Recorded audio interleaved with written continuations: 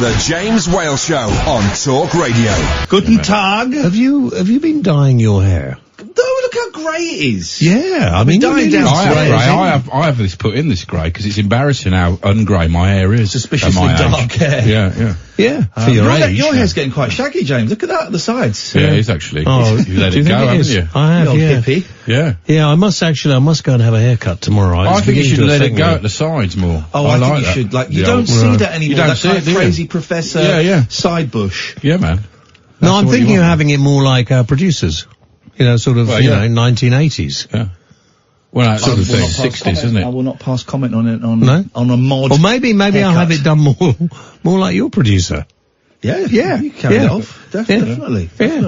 Well, I think hair's a very personal thing you can still be very rude about and get away with it. It's about the last thing. Yeah, man. Isn't it? You can't be rude about people's weight anymore. Well, you are. You can't, no. But you can't be rude about people's sexuality anymore. You are. Yeah. You can't be rude about how people look anymore.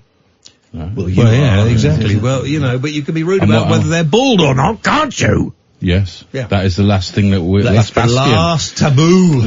They will never take that away from us. And the two of you looking at you, with full heads of thick, luscious hair. Luxuriant hair. I'm thinning ever so slightly, I've noticed, at the Really? front. You can't, only a He's little just saying that to make you feel better. I mean, look at it. It's like thick carpet, that is. Thick carpet, Shag pile carpet. Shag pile.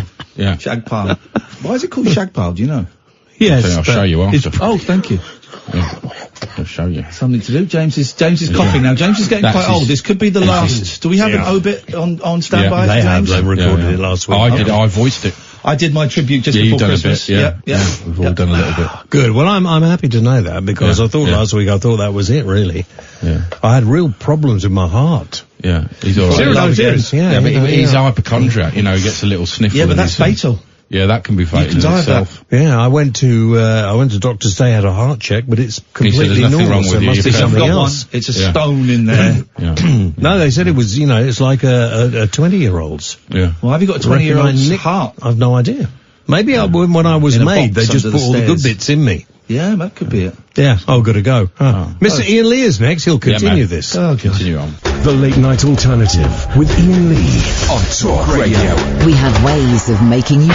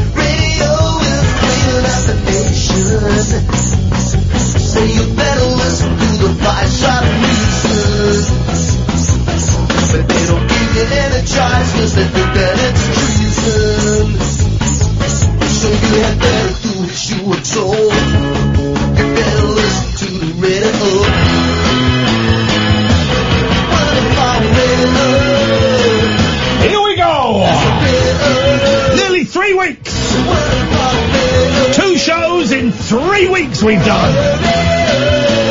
God, I'm skint. I don't get paid. I mean, I'm glad to be back. That's what I mean. Late Night Alternative, I'm Iain Lee. Who are you? I'm Catherine Boyle. Amy is on the phones this evening. The Late Night Alternative, a radio show unlike any other, in as much as we start with Elvis Costello.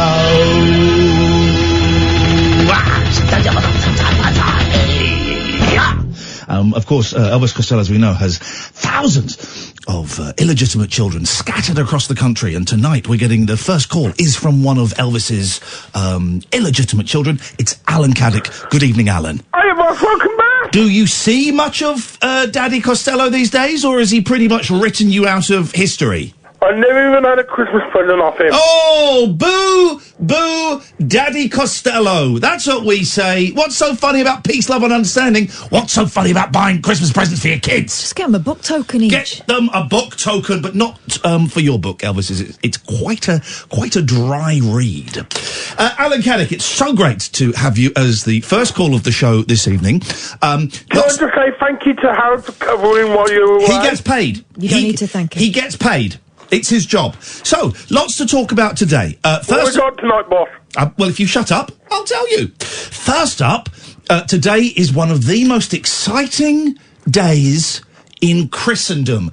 Doth thou knowest why, Master Cads? I'd rather it be Monday. It's divorce day. No, I don't buy this divorce day thing, by the way. Davina talks about her divorce in the paper today, and she says, it was horrible. And here's the thing. Everyone's joking about, it's divorce day today. Yeah, it's divorce day. I've been through a divorce. It's one of the worst things you can possibly go through. It's awful. It's horrendous. I'll read a little bit of the interview that Davina does. I've got a lot of time for her. And she just says, it was awful. It was awful. And we think, well, because she's on the telly, because I'm on the telly, it's all just a bit of fun. You just go to a court, you get a quickie divorce. Shut up! Shut up! Shut up. Your microphone's down. I'm talking. I'm back in business. You can come back in a second, Alan, but here's 2020. Oh, by the way, this is the TLNA 2.0. We're getting a robot butler coming in, and we're adopting a ginger-haired child. So that's all happening in this season, okay? But also, I'm going to be allowed to continue my train of thoughts.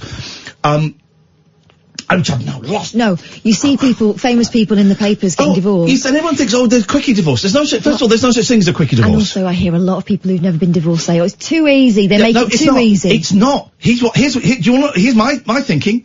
Make divorce easier. You have to lie. You have to lie to get divorced. There's only three options you can have. It's infidelity.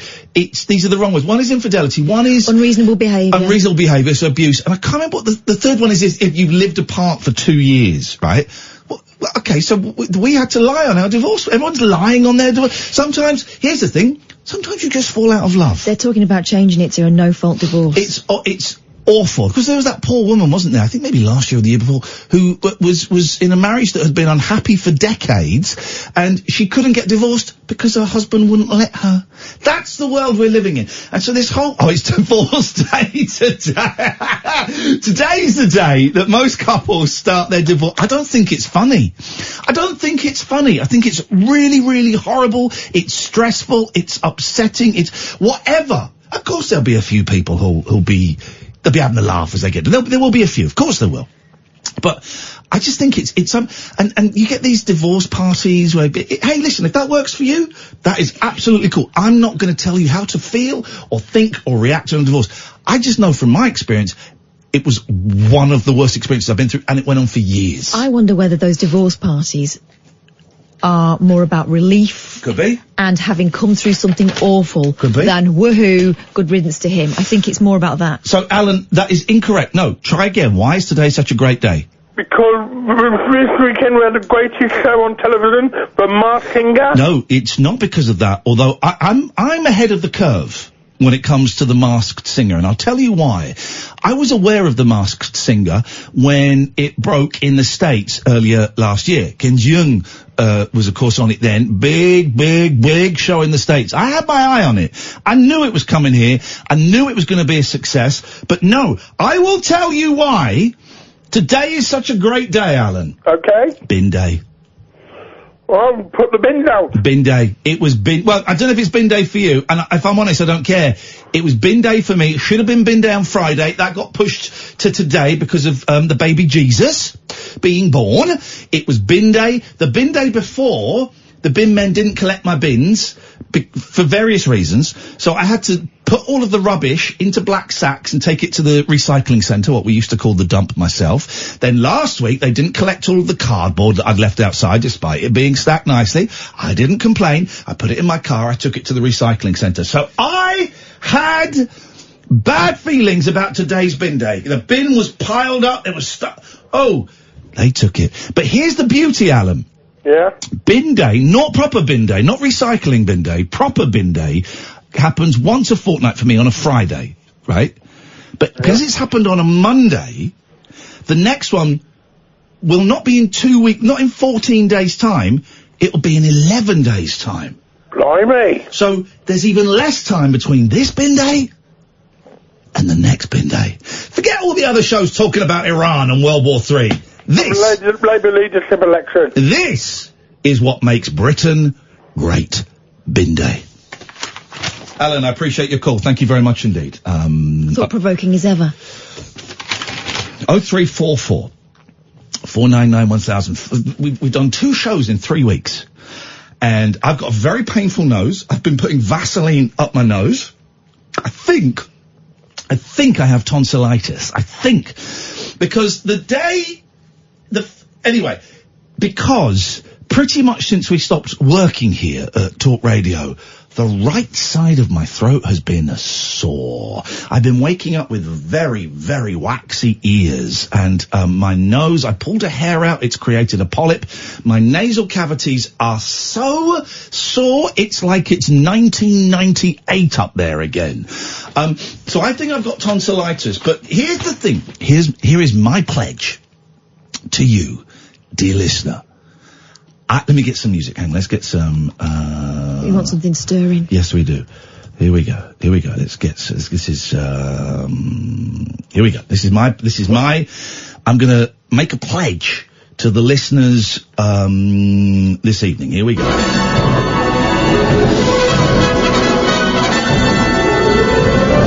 Here we go. I pledge to you, dear listener, that I will not bang on at... I didn't want any singing. Don't want any singing. Don't want any singing. So try that again, because this is important. I want to get this right. Dear... Where's the music?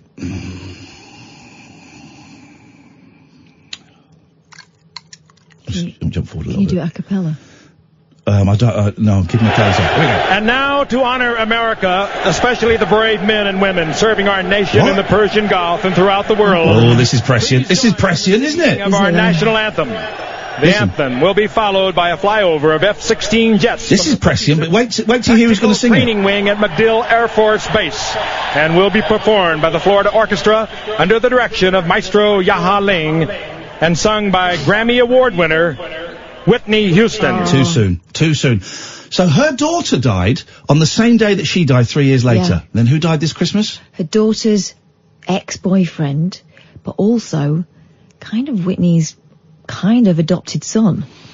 She brought him up, didn't she? The curse. So sad. The curse of the Houstons. The Houston died. It is really, really sad. I was thinking about Whitney a lot because I've been listening to a dance music station. All right. So you've been getting a lot of higher love. I've been listening to a dance music station. I'm really enjoying it, but now I've worked out the rotation and I'm not enjoying it so much.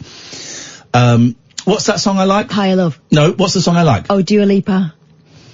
If you don't want to see me dancing with somebody, if you don't think that, baby, I could hurt your body, But yeah, a lot of Whitney Houston dance remix of Higher Love. Yeah. And I've been thinking about Whitney a lot, and it's just the saddest thing, isn't it? Yeah. It's the sad thing. That was crack cocaine, was that was Well, thing, wasn't it? Yeah, even though she said crack is whack famously. Yeah, right.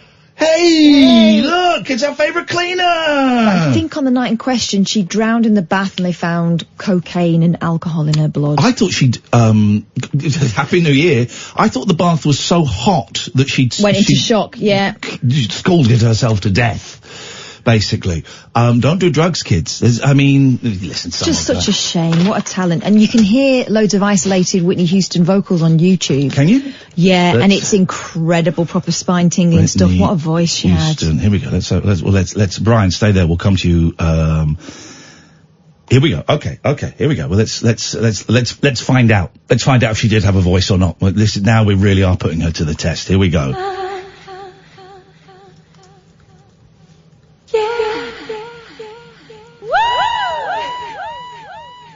Yep, you're right. She could sing like nobody else. 0344 499 1000. This is the Late Night Alternative, weeknights from 10 on Talk Radio. The Late Night Alternative with Iain Lee. Unfiltered night talk with the original king of unconventional conversation on Talk Radio.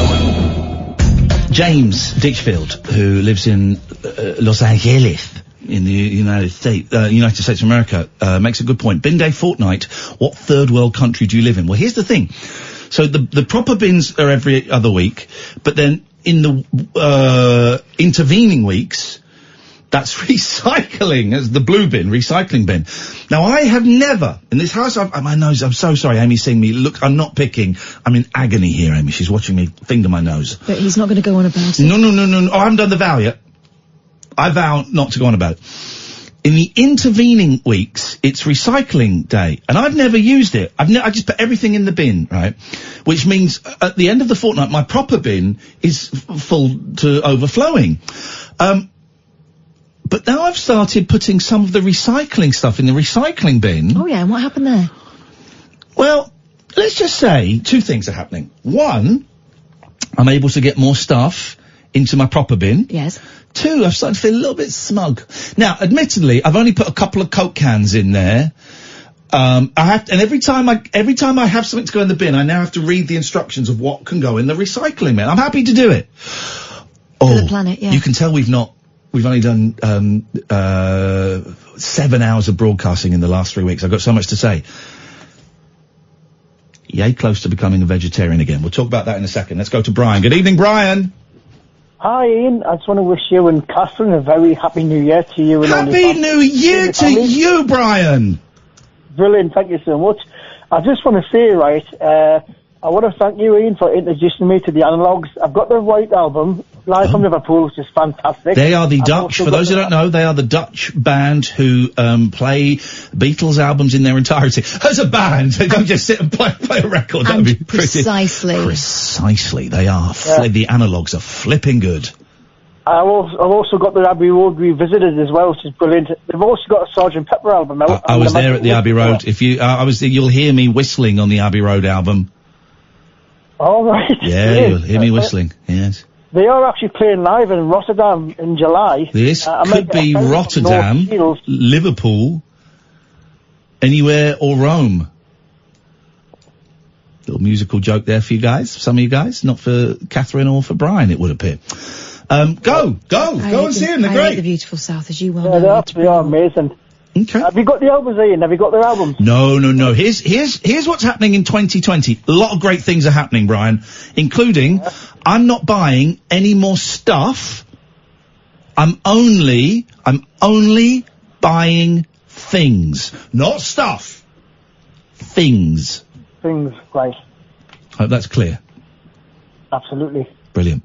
Thank you, Brian. I appreciate your call. 0344 499 1000 is the telephone number. We'll get to some of the important news stories of the day, including Gay ice, I've written down here. Okay, well, we'll find out about gay ice in a bit. But first of all, it's David Babcock, ghost hunter extraordinaire and chicken sexer not quite so extraordinaire. David, seasons have passed. We are now way into 2020. Let's not have any of this Happy New Year nonsense. It's done. Who knows what the future will bring? I'm staying in the present. I'm holding on to the moment, David. Looking forward to hearing your voice when I stop speaking, which is now. Can you hear me all right? Hello, David.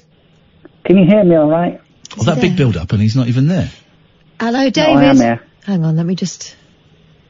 David, can you hear us? Does that make any difference? I've got my hands... I can hear me echoing back. I know you can hear me. Well, then why were you asking if we could hear you? Because I've got my hands free and I'm just wondering... What are you doing with those hands? Never you mind. Okie dokie. We do David mind. Babcock, who's now Right. an internet sensation. I've been watching some videos of you on a video game called Twitch Sings, where you go along and sing duets with people. Yeah, I'm pretty much a superstar in a way. If people, and the listeners can do this with you, if the listener wants to sing a duet with you on this Twitch Sings thing, how do they go about doing it? You go on the internet and search Twitch Sings and search David Babcock, probably. Okay. Right. Well, that sounded very inviting and fun. Okay. Happy New Year. Oh, jeez, we just did the whole thing. I'm not a Happy New Year kind of guy. Sorry. I've got some, you may have wondered, heard about, the past week or so we lost a very special person. Okay, carry on. Derek Akora. Derek Akora, of course, passed away, a few days ago. He will be on the show next week. Now, I'm not making light of his death, right? But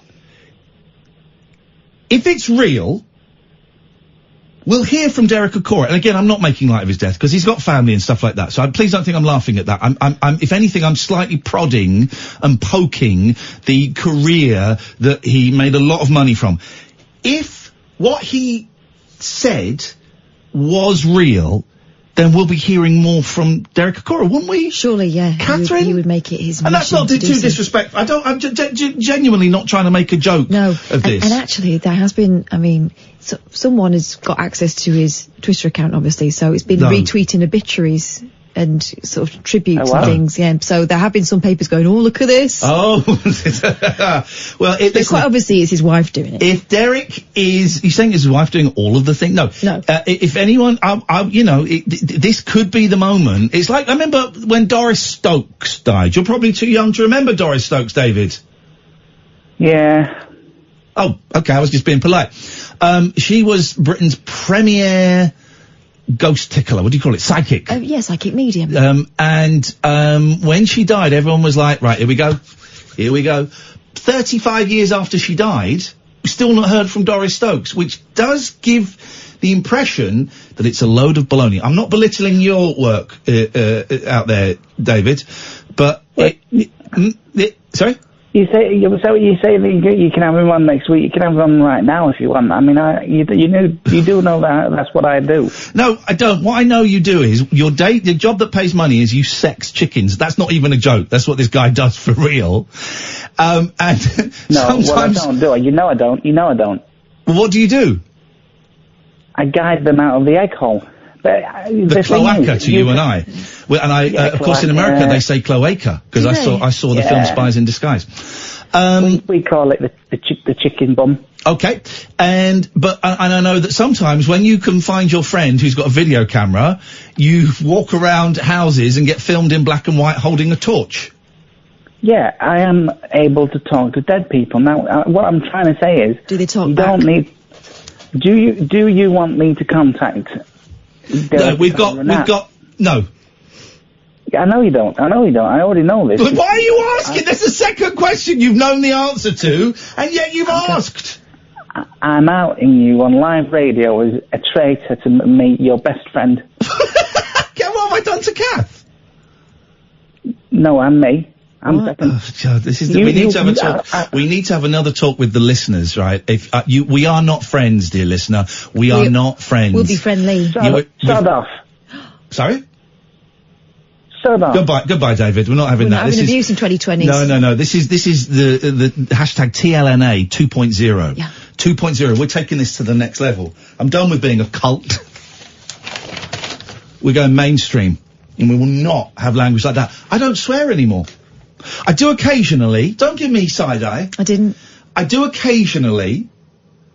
But that's old habits. Old habits. The phrase, as we know, is old habits do die so hard. Mm-hmm. That's the full phrase. Old habits die hard with a vengeance. Old habits die hard too. Was there one called Die Harder? Die Harder. So old habits. So I swear occasionally. And the other day I was washing up. I wasn't washing up. I was putting stuff in the dishwasher, and I broke a cup. Dropped a cup and I broke it. Immediately after, I dropped a plate and I smashed it. So I swore then. But generally, honestly, 2020, I'm grabbing it by the shaft and I'm pulling it, because this year I am struggling to finish my sentences. I was going to say cleaning up your act. But... No, I'm cleaning up the act. No swearing. No I was thinking of having a swear jar, and I thought, F that. There's the joke there, guys. No, I was considering getting a swear jar. I thought, no, don't need it. That's too gimmicky. I'm really trying. I've sworn less tonight, haven't I? Yes. Does it count if I spell the swear word, as I have done occasionally? Well, listen, progress, not perfection. Thank you very much indeed. So yeah, swearing less. I'm becoming a better person. I've been meditating every day for the last 8 days. I know it's not, and these aren't New Year's resolutions, because that don't work. They don't work. But I've been meditating 20 minutes in the morning. I feel so much better. Did a bit of yoga the other day online. Found a yoga video and did it. Oh, it was great. Gonna do it again tomorrow. So I'm hitting more. Oh, suddenly it got serious. I'm hitting more AA meetings. Oh, suddenly it got a bit serious. Hitting more AA meetings. And I found a nice little meeting.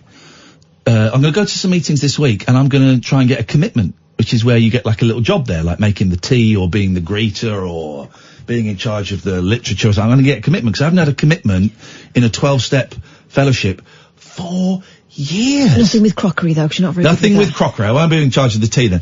But I said I haven't had a commitment for ages, and it's like humbling. You know, you're making the tea. Service. It's like, it helps the fellowship, you know, it can only work by people offering their time and doing stuff, and also it's humbling, you know, to make tea for people. It's like, you go in and you think, Billy Big Balls, but you go in and make tea. I'm not practicing here. I was going to say. No. On the hour. There's 3 chances a night. I'm not practicing. Because honestly, yeah. I've cracked it. But, sorry? I've cracked it. Crack what? Making tea in 3 I don't think minutes. you have. I think you've got a little bit more practice to do. But I'm totally reconnected, recommitted to my sobriety. In March, I'm going to be 2 years clean and sober after that the old relapsington. And I'm totally committed to it. I've got a new sponsor. I've made some new friends. I'm making a point of talking to people in meetings, which I didn't normally do because I get very shy. So I am 2020. I've got big plans. Here's one of the big plans. Buy some tickets for our show in Cardiff in March. We've sold hardly any. Everybody, you must come to Wales. Maybe it's because you do the accent. Come to Wales and do a rabbit hole show in Wales. Alright, fine, you sure? Will you come? Come to Wales. So we booked a venue in Cardiff, the Glee Club, in March. It's too far. It's a different country for us. We're going to a different country. No, come and play in my little village in North Wales. No, we've picked the biggest city in Wales. Great city. I love Cardiff. I love it. Pick the biggest city in Wales, and no one's coming. So please, I beg of thee, March, Glee Club, Iain Lee, Catherine Boyle, live, The Rabbit Hole. IainLee.com/event. please buy tickets. And we'll know if you will, because I get an update every 2 days. Oh! Good news about this show as well. I will tell you, and we'll speak to our friend Michael after this. The Late Night Alternative with Iain Lee on Talk Radio. 0344 499 1000. I've had a few people when I've been doing stuff online who've been genuinely worried about the World War III vibe. Yes. That's floating around at the moment. I don't know a lot about Iran. I don't know a lot. I know that they've done some very dodgy things. I don't think this is controversial to say, I also believe that there are millions of wonderful Iranian people who are good people at heart. Right? Who are good, no, not at heart, who are good people. I believe there are millions of good Iranian people. I don't think it's like, it's not like the Nazis in Germany, or it's not like this evil country where everyone there is an evil person. They're good people that just want to get on with their lives, for the most part. As this country is, also, for the most part. They're going with what they've been told. Yeah. And brought up to believe, as are we. Yeah. So, I don't understand what's going on. So Donald Trump killed, like, one of the most popular generals, who's, like, more than just a general. He's, like, really, really high up. Mm-hmm. Interesting timing, as we're approaching the American general election and he's facing impeachment. Of course, everyone's been retweeting stuff from when Obama was president, saying, you watch, Obama will start a war with Iran just to make him to win an election. Mm-hmm. And you kind of think, dude, that's obviously what he's doing, right? It was the other thing he said, that if you retaliate, I will bomb, 50-odd cultural sites. I've already got them mapped out, which sounds a lot like something that an evil dictator would do. Yeah. Or a terrorist would threaten. And I think that would be a war crime as well, wouldn't it? I think. I've really thought, and now I don't know why he was bombing, why he hit that guy, if that guy was a target, or if he was... Well, he's suggesting that the guy was planning to attack Americans. I'm going to say something, right, and you really have to listen to what I'm going to say, because some people will hear me say something different. And I've been thinking about this the last couple of days a lot, right, so I'm going to be very, very careful. I'm not in any way condoning what I'm about to say, right? But if someone's going to hear the wrong thing, so I'm just going to go in and say it. I've given you a warning. If Donald Trump were now assassinated by anybody, but by somebody in particular who was identifying with Iran, in whatever way, whether they be Iranian or they just would, if he was assassinated, I don't want to say just. Do you see what I'm trying to get to? I know that there will be the Iranian establishment. That would be the same as what they've done. That would make perfect sense, and I don't really think anybody could possibly be that shocked. Let me just say for the people listening who are hard of hearing, which is quite a few of our listeners sometimes, I'm not in any way suggesting that I would like to see Donald Trump assassinated. Of course not. All I'm saying is, if it happened, it couldn't be a surprise. And if it was someone linked with Iran, it could not be justified, but there could be a very strong argument for it happening. Here's the question. How would it be different? Yeah. There we go. Thank you. This is why I should say this stuff to you before the show. How would it be different? To, obviously, a lot of Iranian people. Did you see the scenes of people taking to the streets? He said no one would be bothered about that guy's death, and then it's the biggest crowd I've ever seen. Absolute outrage there, an absolute outrage. Chuck Winkle's listening. Chuck says you got the Iran thing so wrong. Chuck, please give us a call. I'd love to hear it. There's a reason why our government is distancing itself from what happened there. Is it? What was, who is our Prime Minister now? I've forgotten. But God, Dominic, I thought that was a dream! But Dominic Raab said, let's say, hang on a second now. Dominic Raab doesn't live here anymore. New phone, who dis? Raab urges Iran to take diplomatic route amid tensions, although The Guardian is saying that Britain is on the same page as the US over Soleimani killing. Oh no. And he's now saying, iNews one day ago, US had right of self-defense. Oh, God. See, I thought he was a little bit... First of all, he came out and said we need to diffuse tensions over Iran, which to me was him being worried about this escalation. Yeah. If anyone knows, right, if anyone can explain, and this is a genuine question, right, because honestly, in the 3 weeks that we've not been here, I haven't read a single newspaper. I haven't listened to any news-based, hardly any news-based radio shows or radio phone-ins. And I certainly haven't watched any TV news, watched hardly any TV over Christmas. So I genuinely don't really know what's happening. I've got most of my news from Twitter Moments, which I realise is a really, really dumb thing to do. Okay, I get it. So if anyone can explain to me the Iran situation, for dummies, me being dummy, if you can explain it for dummies, I would love to hear that, please. 03444991000. Let's take a quick break. Then we've got Michael, we've got Alistair, and we might have Chuck Winkle on the line as well. 03444991000, the late night alternative weeknights from 10. We are back. Catherine Boyle and Iain Lee on Talk Radio. The radio show for people who know the best part of the day is the night. The late night alternative with Iain Lee on Talk Radio. 03444991000 is the telephone number. Let's go to Michael. Good evening, Michael. Hello, Ian. Hello. What can we do for you, Michael? Well, it's a very, very good greetings from a very cold Dublin here now. What I'd like to do with the passing of Derek O'Cora, I'd like to do a decent Irish accent. What are you talking about? I'm just suggesting that maybe you could have worked on the accent a little bit better, or phoned in using one that you could actually do. Well, where do you think I'm from? Well, I've got no idea. You sounds like you're from Pakistan. Well, that's not a very nice thing to say, is it? Why not? I've been to Pakistan. It's a lovely country. Well, I couldn't get a visa anyway. It was a bit difficult. Okay. Whereabouts are you? Go on, do it in your real voice. Go on, I dare you. What? I dare you. Are you suggesting that I'm not? Yeah, I'm suggesting you're not. Go on, do it in your real voice. I dare you. What are you... Look, this is just going down the joke now. I've rang in to give you some predictions. I've rang in. Oh, it's Steptoe. Go on, give us your real voice. Go on. This is my real voice. Okay, buddy. What part of Dublin you from? Rathfarnham. Have you been there?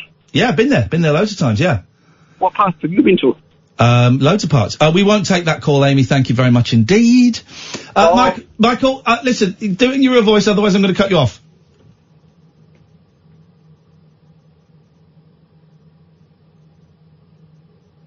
You there? I'm still here, yes. Do it in your real voice, otherwise I'm going to cut you off and speak to someone who will be using their real voice.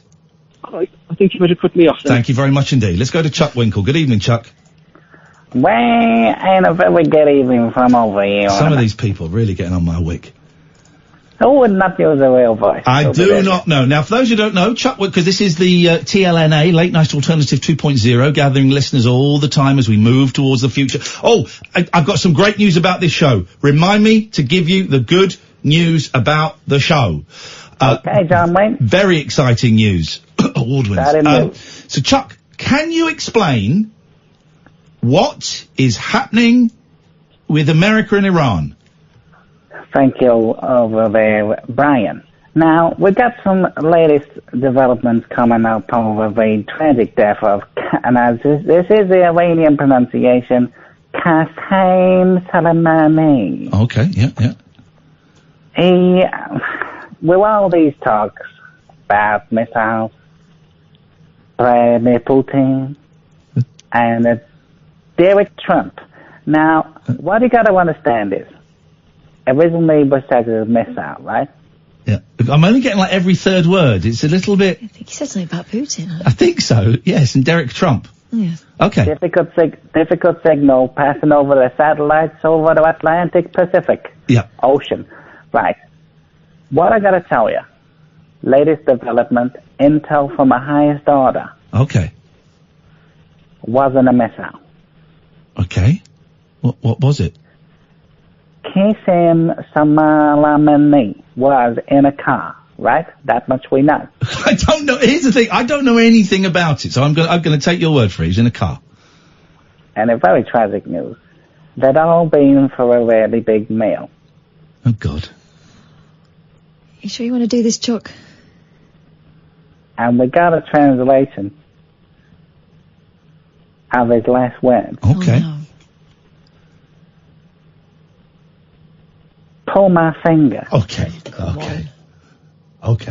Well, that's certainly one opinion there. Those are not the opinions of Talk Radio. We haven't seen that evidence or heard that evidence. That's Chuck Winkle, who is the official Talk Radio correspondent. So possibly, it is. Are we going to? Well, we're not going to. First of all, the World Wars 1 and 2 were not called World Wars 1. Didn't realise until after the fact. Here we go. When were they called World War 1 and 2? Well, it was the Great War, wasn't it? Yeah. So I'm guessing World War 1 wasn't called World War 1 until World War 2. Well, exactly. It couldn't have. I've got that. It couldn't have been World War 1 until after World War 2. Because otherwise you'd be preempting, wouldn't you? It's like a franchise. Yeah. Sequels these days. But so what year? There must have been a year when historians went, this is actually a really good question. There must have been a point when historians went, okay, well, we're going to call that, we're going to refer to the Great War now as World War 1, and we're going to refer to the 1939-45 war as World War 2. This is a genuine question, right? When don't Google it. Don't Google it. I'm not. I'm Googling something else. Oh, jeez, come on. I'm not laughing at. I'm just laughing at something funny my kids said over Christmas. Come on. I would say. I was going to say that First World War, the Great War. Yeah. The actual name for it at the time was the War to End All Wars. Was that the name for it? Was that its like nickname around town? It was the Great War brackets. The War to End All Wars. 0344 499 1000. Genuine question, right? When were World Wars 1 and 2 such named? I'm just going to say 1952. And I don't know why, but quite often when I do things like that, I am right. I bet World War II was named pretty much straight away once a certain number of countries got involved. No. Yeah. It wouldn't have been named that until after it was done. Wouldn't have been named that until after it was finished. I'm pretty sure. And if the war with Iran happens, right, if there's a war, I mean, James Whale was talking some right guff earlier on. He said, well, no one will go to war with America because it'll be over in 5 minutes. Does James not remember Vietnam? Also. or Afghanistan? I don't know if you've noticed, but Iran don't really rate America. Have you heard what they said about, who we're going to fight? SpongeBob. He's got no other heroes. No real life heroes. James, he honestly said it'll be over in 5 minutes. Name one war that's been over in 5 minutes that America have been involved with and hasn't. But and this, again, I'm choosing my words so carefully because people hear what they want to hear. I'm not in any way demeaning the men and women who serve in our armed forces, right? But our army is tiny compared to what it was 10 years ago, certainly compared to what it was 20 years ago. Yeah. It has been shrunk and shrunk and shrunk. And if Boris Johnson, for example, said, well, we will send troops. We have amazing troops. I'm not for a second knocking them, but we ain't got that many, have we? They are right. Here's what I've got. Friends are in the forces, of course, and they have often talked about, when, for example, one was on a warship and they came parallel. I don't know whether this is kind of an urban myth amongst the military folk, but they came parallel with another ship, and it was the Americans saying, bow down before the biggest navy on earth. Yeah. And the English fired back with bow down before the best trained army on earth.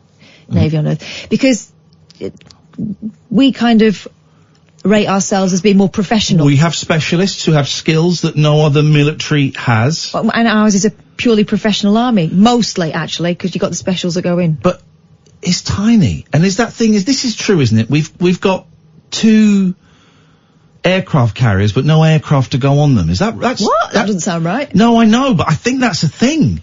You can Google that. We bought 2 aircraft carriers. Maybe it was 1, and that's all we've got now. And have no aircraft that can operate from it. I'm pretty sure that's true. And you kind of think, do we really? It's a myth. Oh, is it? Lima Charlie says... Who's Lima Charlie, first of all, do please? Britain's aircraft carriers really have no jets? Who's Lima Charlie? Who is this? Because that could be fake news. It's the thing, we just don't know what's real anymore. This is from forces.net, right? Okay, so they're biased. Well, but they also know. Well, but they're biased. Is the concept of aircraft carriers without planes a myth, and if so, what is the reality of the aircraft carrier programme? At some point... What year was this, please? This is 2019. Okay, so it's old news. At some point in 2019, the Royal Navy will have for the first time in nearly 50 years 2 fleet aircraft carriers at sea. Yes. With HMS Queen Elizabeth now firmly in commission and successfully continuing her operational workup programme ahead of the vessel's first full deployment in 2021. HMS Prince Philip has been retired. Prince of Wales will also soon be put to sea in order to conduct initial sea trials. After 20 years of planning and UK industry delivering the 2 largest warships ever built for the Royal Navy. Have we got any planes? Attention will turn to the next stage of the process, namely turning them into fully operational vessels complete with embarked aircraft. Right. The purpose of this article is try to explain what's going on with the aircraft carrier programme. Can we get to the interesting bit? Why the ships went to sea initially... Wait. Why the ships went to sea initially without jets, embarked on them, and why the next what the key milestones are. Why don't you proofread? Just please don't read the whole thing. It's incredibly dull. I know, but what I'm saying is, they're saying the carrier without planes myth exists because of 2 main reasons: the public perception of delays in the programme that reportedly slowed down delivery of the jets. Secondly, so they haven't got the jets. Well, the plan carries back 20 years. Right, so they haven't got the jets. So we've got 2 aircraft carriers that, at the moment, they put in an order and Amazon said they can deliver it on the same day, but then you get an email at 10 o'clock saying, well, we tried to deliver, but you weren't in. Pick another date. And then Yodel say, well, no, we chucked them over the fence. Look in the back of the barracks, there'll be 2 Harrier jump jets. I know they don't use Harrier jump jets anymore, but that's where I'm at. Someone will call in and someone will know. Alistair! Hello, good evening. Good evening, Alistair. Thank you. We've only done 2 shows in 3 weeks. My God, I've been champing at the bit to be sat in this chair. Yeah, I missed you, man. Well, I missed all of you guys, but we are not friends with anybody. I know.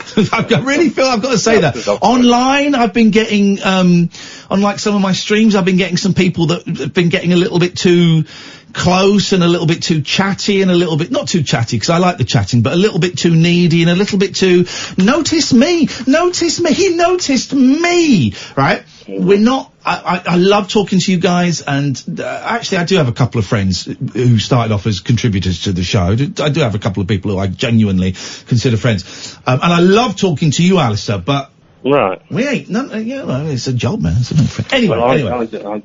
You don't mind, anyway. So, oh, now that hurts.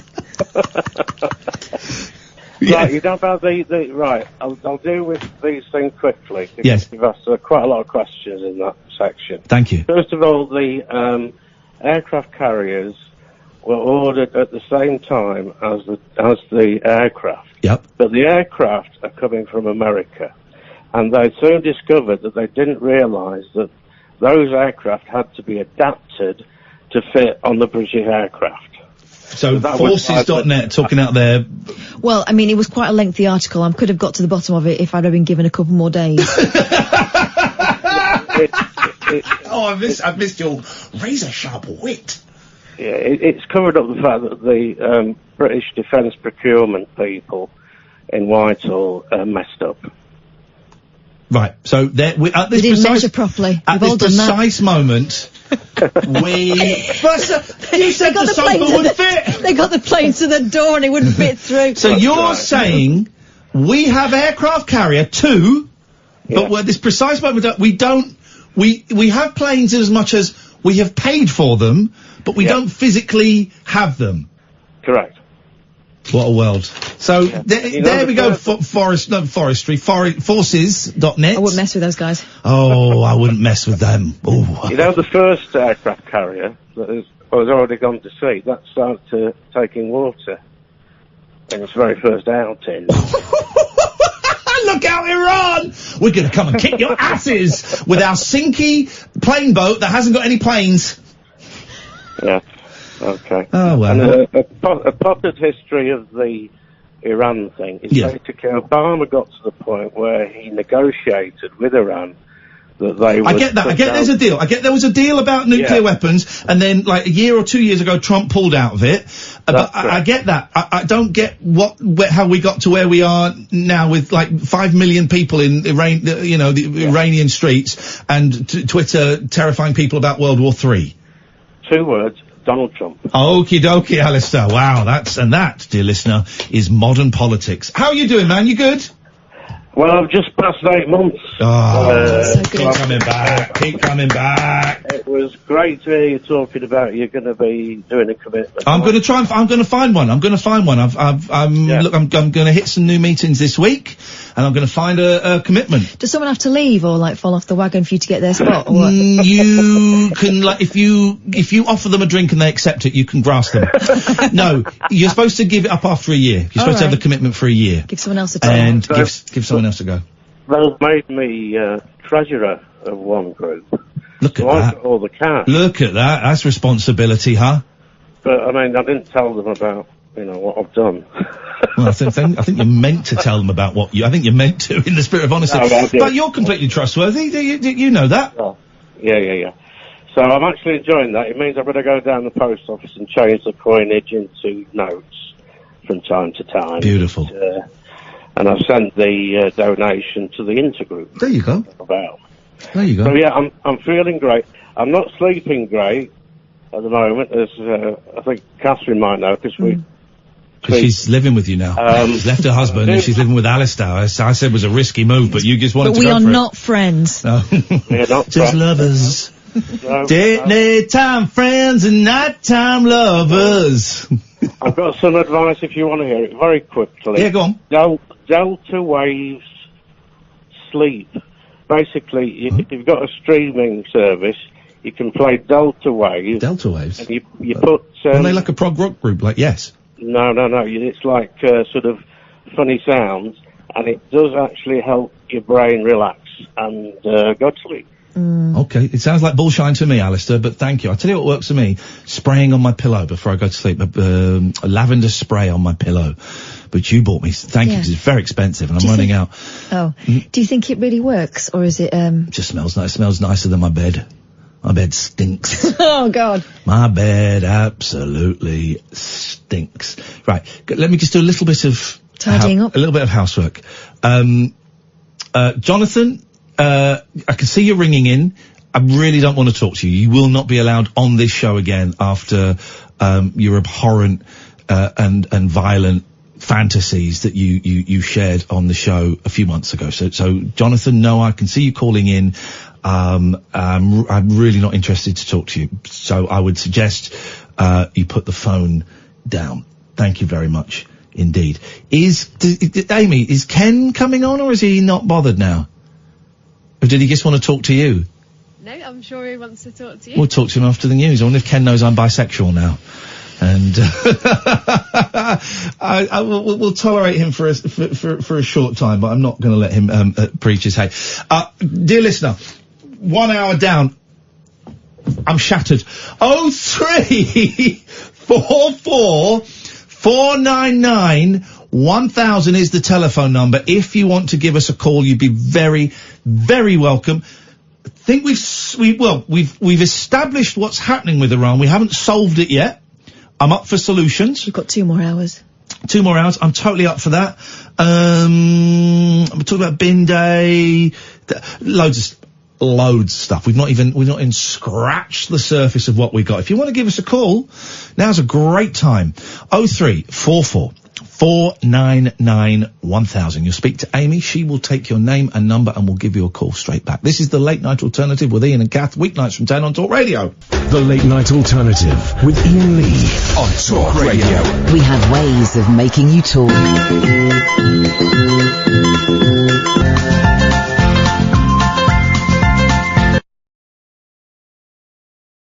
Turn the microphones on. I was playing around with my little box of tricks the other day, entertaining my children, and I had a setting. Right. So let's pretend that didn't happen. Mr. President.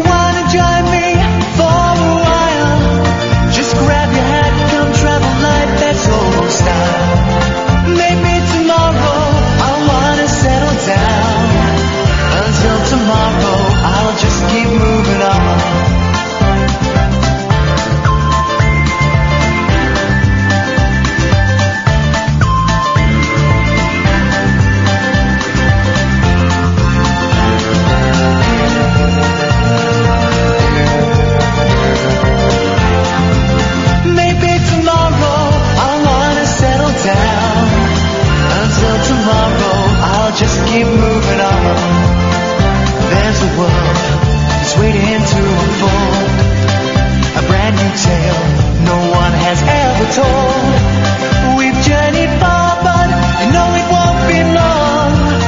We're almost there, and we beat up there with a hobo song. Maybe tomorrow I'll wanna settle down.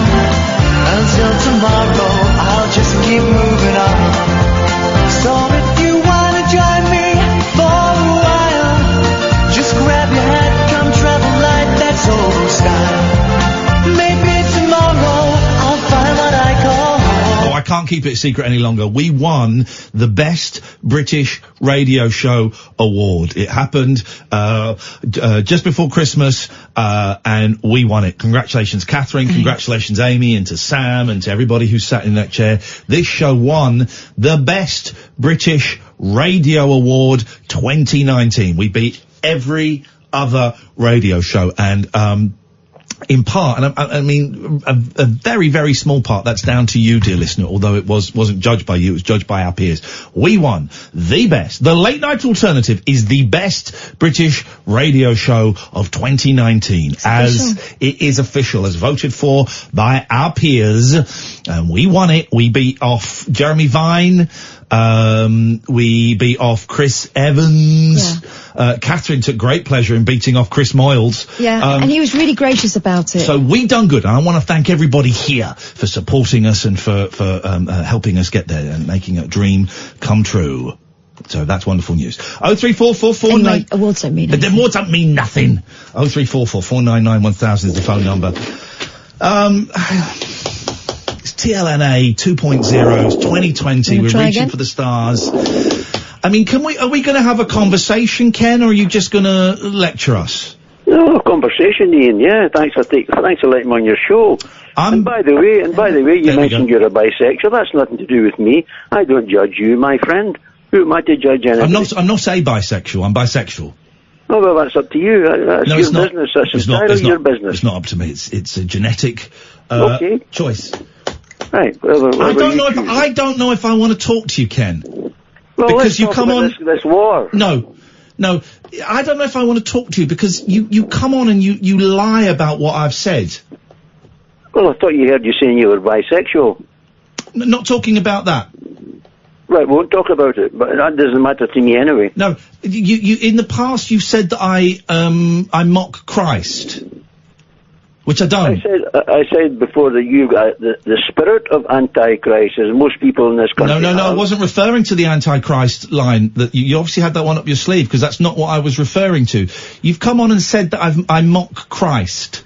You're not. What did I say?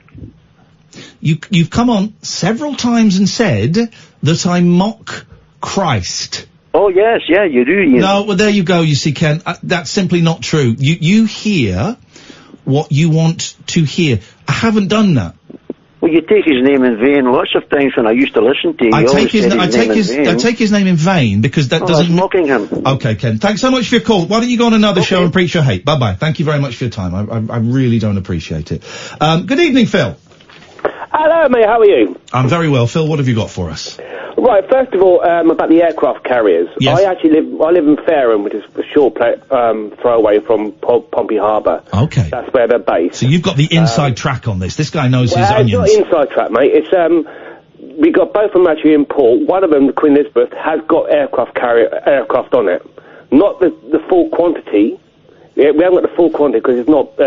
Can these aircraft take off from it and land on it? Yes. Then we're sorted. Then Iran. They've got sea trials. They've had sea trials, and they just need the rest of the quota to go on there. So how many of the aircraft? How many aircraft can it hold, and how many do we have on there? I do believe about 30 to 40 odd. I could well be wrong. Plus helicopters as well. And how many has it got on there? Half, I do believe. And the other one, how many has the other one got? It's only sea trials at the moment, so that won't have any on there until next year, until it's till 2021. Gosh, when the war will be over. we do have another aircraft carrier. It's called HMS Ocean. Right. But that takes helicopters. Right. And that's actually in Plymouth. Yes. Or from Plymouth. But unfortunately, the powers that be decided to get rid of Lusty and Ark Royal. Lusty.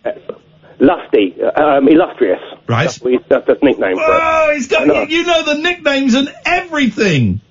Well, I'll keep my ear to the ground. I'm an ex-naval guy, and I'm a naval family as well. Oh, so. what rank were you? Oh, I was only an MEM2, which is a marine engineer, mechanic, and electronics. Okay. But we did have 2 of them. I said, but they decided to sell them and scrap them before. Were you not tempted to buy one? Not for about 300 million, no. I don't have probably knocked them off a bit. In my back pocket. Also, what do you do? Where'd you stick it on the drive? Where would you do? Well, there's so many drives you see. They've got a boat, and you think, "Oh, that's never been in the water. That has never touched the water, ever." But unfortunately, the ones we did have were way out of date. That's the reason why we need new ones. But instead of keeping them going until the new one's up and going, decommission them, and then ordered. And what, they take like 5 years to make? They take about that long, yeah. But not only that, they've got sea trials on top of that. But with the aircraft, our pilots had to be trained on them. Cause they're right. So have the pilots been trained yet? Yes, they have. Okay. Now we're just waiting on the quota to come through from America, so we can have them put them on our ships. Then. Can I ask you a question? Go on, mate. Have you seen the new Star Wars film? Yes, I have. No spoilers. Did you think it was really boring? No. I thought it was brilliant. I really did. Brilliant. Whoa. Brilliant?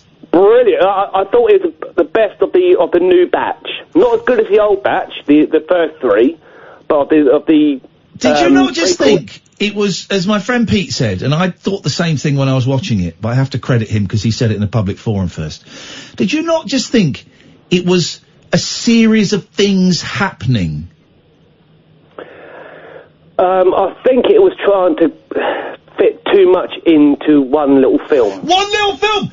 It lasts 2.5 hours! Here's my tip. Here's my tip for filmmakers. If you're making a film for families, I'm not saying for kids, but a film for families where you know 7, 8, 9-year-old kids are going to be going, don't make it 2.5 hours long!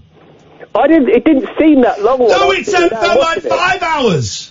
I would have saved an hour. No spoilers. No. I would have saved an hour by cutting that whole bit with C-3PO out. So would I done. He's so annoying. I hate him. I don't hate him. I don't hate the fella. I do. I've never liked him. I've never liked C-3PO. I thought he brought the film to life, C-3PO. I wanted to see more of 3PO, as we call him in the Star Wars family, and R2. I wanted to see those guys having more adventures. No. But not that adventure. No. By the way. Yeah? By the way. Yes, sir. Keep Ken off the radio, please. I think we will. And these other Muppets you got, the one who's trying to take off his accent, I mean, that was really, really poor. Oh, that was offensive. That was offensive to all of our Irish listeners. I was cringing. Yes, me too. Me too. Phil, nice to talk to you. Thank you very much. A naval man. And by that, I mean, he's like a round crater, and he's full of fluff. That's quite a good joke, that! 03444991000. So did you watch The Masked Singer? The television sensation? Yeah, because I needed to take my mind off something pretty horrible. So I watched something mindless. People hated it. People loved it. Who do you think watched they are? 2. I watched one. I watched them back to back. Two? No, I watched them on catch up, and then it just showed me the one that I missed as well. So, so here we go. So it isn't this is a thing for people who haven't seen it. I haven't seen it, but I'm aware of it because my finger is on the pulse. They're not just masks; they've got like full, full uniforms on. Like they're like mascots. Yeah. It isn't just the stars on The Masked Singer who have to hide their faces. Even their assistants and hangers-on must wear disguises backstage to help keep viewers guessing. Celebrities compete by singing in elaborate costumes before one is eliminated and unmasked in each show. ITV bosses went to incredible lengths to maintain the mystery before Labour grandee Alan Johnson last night became the second contestant to be unknown. Who's that? You'd recognise his face. Well, I've seen him. I don't recognise him. He looks like my nana. You might not know his name. Yeah. And the day before, spoiler alert, if you are saving it, I don't know why you would, if you are saving it, tune away now. Patsy Palmer. Right, so, but the guesses they have is, who do you think it is, Davina? Well, I think it might be Michael Douglas from Hollywood. Oh, who do you think it could be? Oh, I think it could be Cara Delevingne or Naomi Campbell. One of them is CeeLo Green, and you refuse to accept that. No, it's not. Here's the thing, right? She get really angry because I read a spoiler that one of them was CeeLo Green. No. And Kath's going, no, it won't be. It's not. People were saying it was CeeLo Green. CeeLo Green's not a big star anymore. No, I know, but he's also persona non grata. Yeah, of course he was accused of rape. I don't know how that happened. So I don't know what happened to that. I think he was cleared.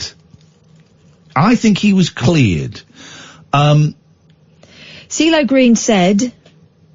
Okay, what did the judge say, if indeed it went to court? That's what I'd like to know. No, it was, singer apologises and deletes Twitter account. This is more than 5 years ago. Okay. After discussing court case in which he pleaded no contest to supplying a woman with ecstasy. Okay, CeeLo Green had written, it isn't rape if the victim is unconscious. Okay, well, of course, we know it is. And we'll move away from that R word, because I know some people find it very upsetting and indeed triggering.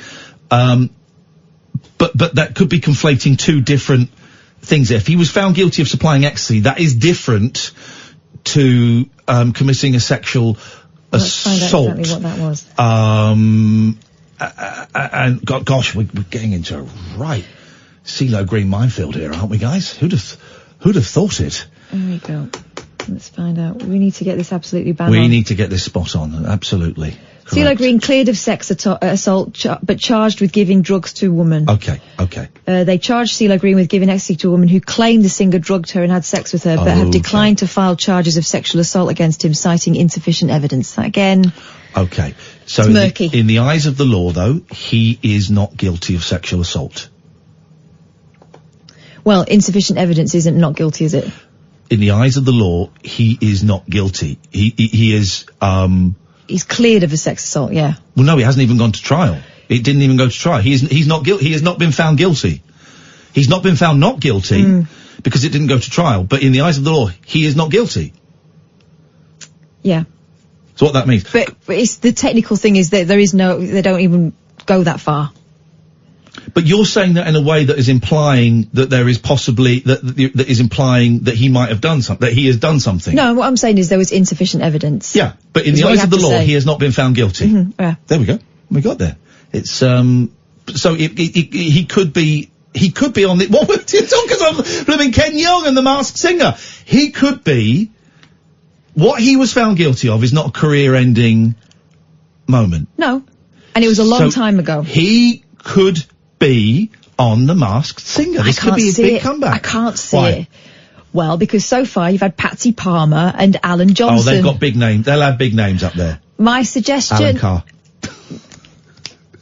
I mean, I don't know whether CeeLo Green would come all the way over to do something like that. Oh, no. This is Saturday night ITV. He'll be getting, they'll have big money. All right. They will have,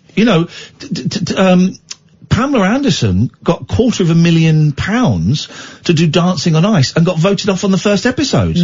So here's what you got to remember. ITV Saturday night, they've got the money to get big names. It's where the big names want to do it. But this show was a huge hit in the States. But the big hit of the year over there. So, and ITV have got the money. Yeah, I watched 2 of them. He's not on it. I heard the person who's supposed to be CeeLo Green. He's not on it. I've got CeeLo Green CD. Right, what is it? It's not him. Right, no, alright, hang on a minute. We'll go to a break. I'm going to find a clip of the singer that's supposed to be CeeLo Green, and we'll do it. This is Talk Radio. Set free your mind. Let your fancy take flight. Conversation gets curiouser by the glow of moonlight. The Late Night Alternative with Iain Lee on Talk Radio. Oh! Who's behind the mask of our champion? Take it off! Take it off! Take it off! Take it off! Who are you?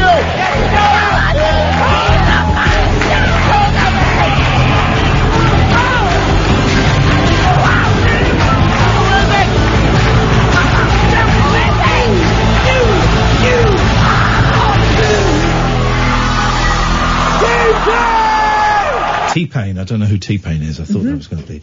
Okay, so how do I... So look up Masked Singer and the Monster. They're the one that's the one that people... The Monster. Are speculating could be him, but it's not.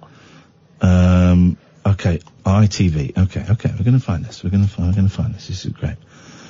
Okay, here we go. Introduce. Oh, you haven't paid to advertise on this award-winning show, Britain's best radio show, 2019. Here we go.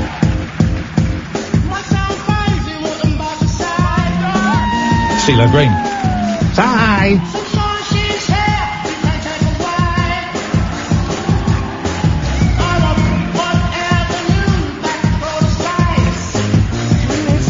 Who is that? It's not CeeLo Green. It's a Brit.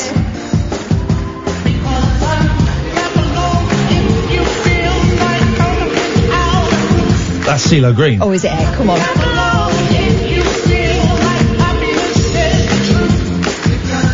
Oh, hang on, it's Pharrell Williams. That's his song. It's the song gives it away. It's his song, Pharrell Williams. Well, the male unicorn sang Kate Bush, so unless her voice has very much changed. That was, okay. I remember when... Same guy. No. Same guy. Come on. 101%. The same guy. The same guy. You know it. I know it. Cleo knows it. Good evening, Cleo. It's never the same guy, that life. Right. Did you hear this guy? He's getting on my nerves. Cleo knows as well as almost a professional singer. Professional singer. Cleo, what have you got for us tonight, please? Bearing in mind we finish at 1 o'clock. I'm going to attempt to explain the Iran situation. Oh, here we Jesus. Right. This Sullivan guy has been helping the Yanks defeat ISIS in Lebanon, Libya, and Iraq, and part of Syria. Okay. So he's been an ally to the United States. Yes. Peoples. And what happened is, a couple of weeks ago, or a week and a half ago, someone bombed the US embassy in Iraq, and it was said to be ISIS. Right. Now, the official government of Iraq asked Suleiman to go to Iraq to help them sort ISIS out there again, and for whatever reason, against the wishes of his own intelligence services, Donald Trump said, we'll blow him up. No. Right? Yeah. Hang on, I missed that because I'm so sorry. I missed that because I was reading the list of who people think is on the Masked Singer. And that is the problem with the world today. He's explaining why we might be at World War III, shoot Franz Ferdinand, and I'm reading that the chameleon could be Justin Hawkins from The Darkness. No, it's not. There's some hope, because the Ayatollah has explained, as the funeral thing was going on today, he explained that he has no beef with the American people, any of the civilians, but he really does have a beef with Trump. Which makes the thing I was saying earlier about the possibility of Trump being assassinated actually seem more likely. Yes, because that's what made me go ping. Well, yeah, because I thought you might have seen the Ayatollah's speech. No, I've not seen anything, mate. No. I've come up with this all on my own because I am a free-thinking human being and I will not be controlled by the MSM. I will then propagate my views on the MSM, but until then, I'm a free-thinking kind of guy. So what the Ayatollah said was, we have so many American people in Libya who are our doctors and stuff and helping us and trying to... Because of the Obama thing, there was a bigger connection, so all the companies moved in to try and help them advance a bit.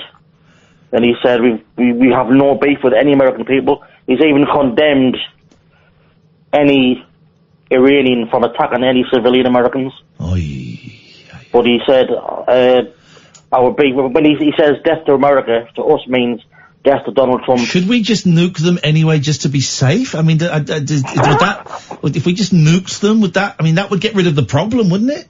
I'm looking to Catherine there. Because they've been helping us destroy... They'd be nuked, though. So that little issue... That might be war crime. Well, let's talk about that later. They'd be gone. This Solomon guy isn't a nice guy, by the way, the one that killed. he is a nasty pasty and he's killed thousands of people. Nasty pasty. But also, at the moment, for the last couple of years or so, he's been pals with the state. He's been helping them. Yeah, I was going to say, there are lots of nasty pasties out there, and for a lot of the time, it's useful for us to have them in our tent, weeing outwards, if you know what I mean. Lie with dogs, you're going to get touched up by a dog. Also, the killer is though the security services in America flat out told Trump not to do it. There was something like 20 options or something. 20 options they had on the table. Option 21 was the one where, hey, let's just kill the guy. Go on, Kath, what were you going to say? Well, I was going to say, we're told, he's a bad guy, he's a bad guy.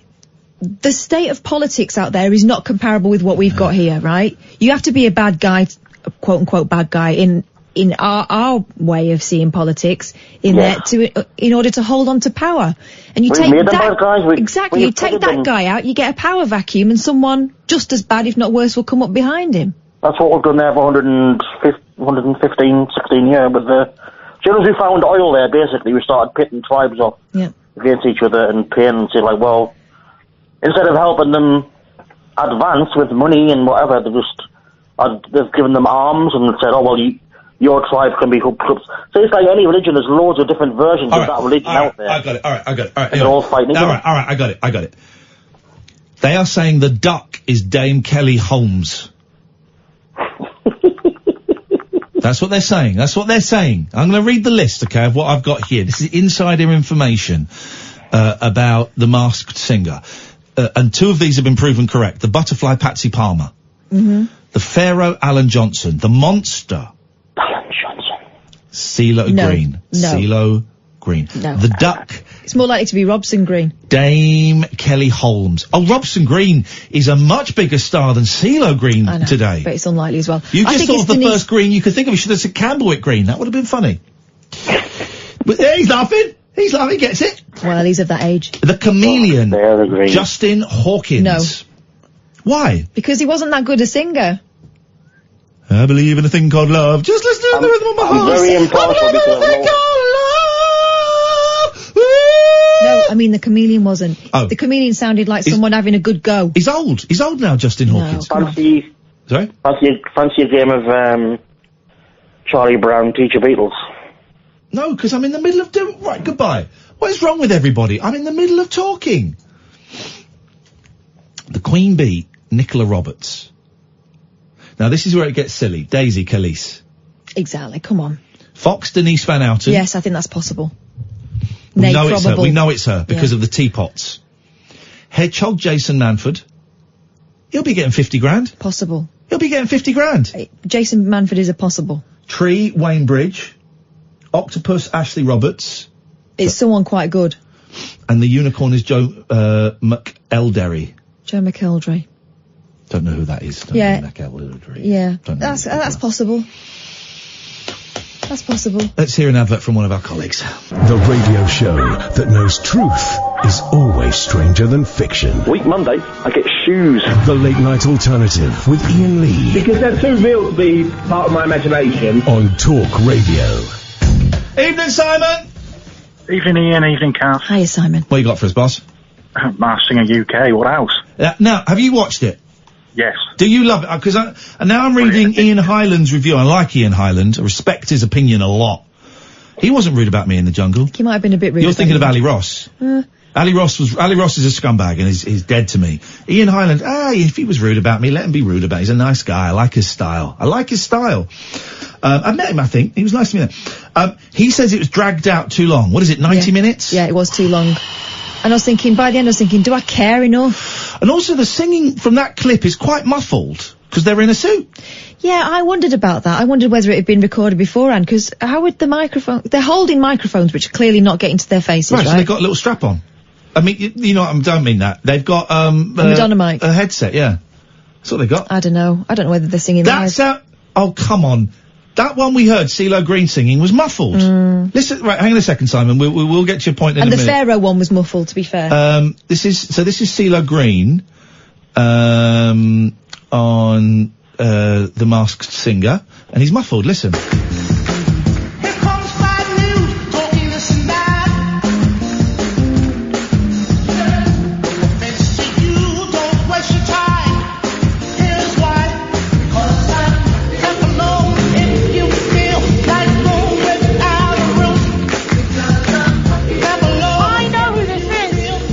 Friday host.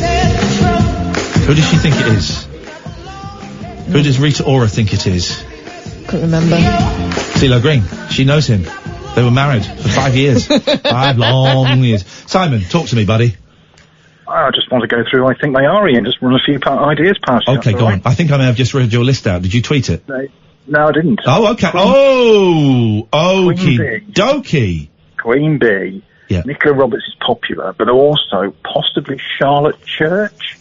Nah. Why? Now, here's the thing. Catherine's going, nah. Because I heard him. Yeah, because Charlotte Church wouldn't want the 50 grand No, it's not that. they It pay didn't her. sound like Charlotte Church. They're doing a voice. You know about doing a voice when you're singing. You do your Cher voice. Surprise, surprise. I can tell when someone's doing a voice. That wasn't it. Well, suppose Simon, can we just ignore Catherine, because she's being very... Ignore the person who's seen it and talk to the bloke who hasn't. He's having a good old guess. Yes, exactly, because... Don't turn to Amy for a bit of feminine support. Go on, guys. You crack on talking about something you haven't seen. Go on. He's seen it. You haven't. Have you seen it, Simon? Yes, I have seen it. I've watched it twice. He's watched it twice. Oh, God, why? Ooh, yeah, why? Because I wanted to listen to John Barrowman sing on the internet and sing on there and compare it. And I was thinking about him as the horse, but you know what? I was judging. I know how tall Joel is. Yes. Yeah, I was thinking that. Joe McElder is a great where that came from. I hadn't thought of him. I think I might well be right on the unicorn. Right, but hang on. Joel Dommett hosts it, right? Yeah, and he's about my height. He's short. Yeah. Yeah. So I knew it wasn't Barrowman. Why? Because he's about the same height as the flipping unicorn. Barrowman is tiny, No, apart he's from not. his He's not. Have you never met him? No. He's tiny, apart from Little John. Big, Little John is Big John, surprisingly, as anyone who's worked with him will attest to. He's a wee fella. No. Yeah. He looks like a tall man. No, he's a wee fella. So do you think it was John Barrowman as a horse? It's a unicorn. I think it's John Barrowman. I quite like Joe McElderry now. Joe McElderry, the size is better for Joe McElderry. I don't know who Joe McElderry is.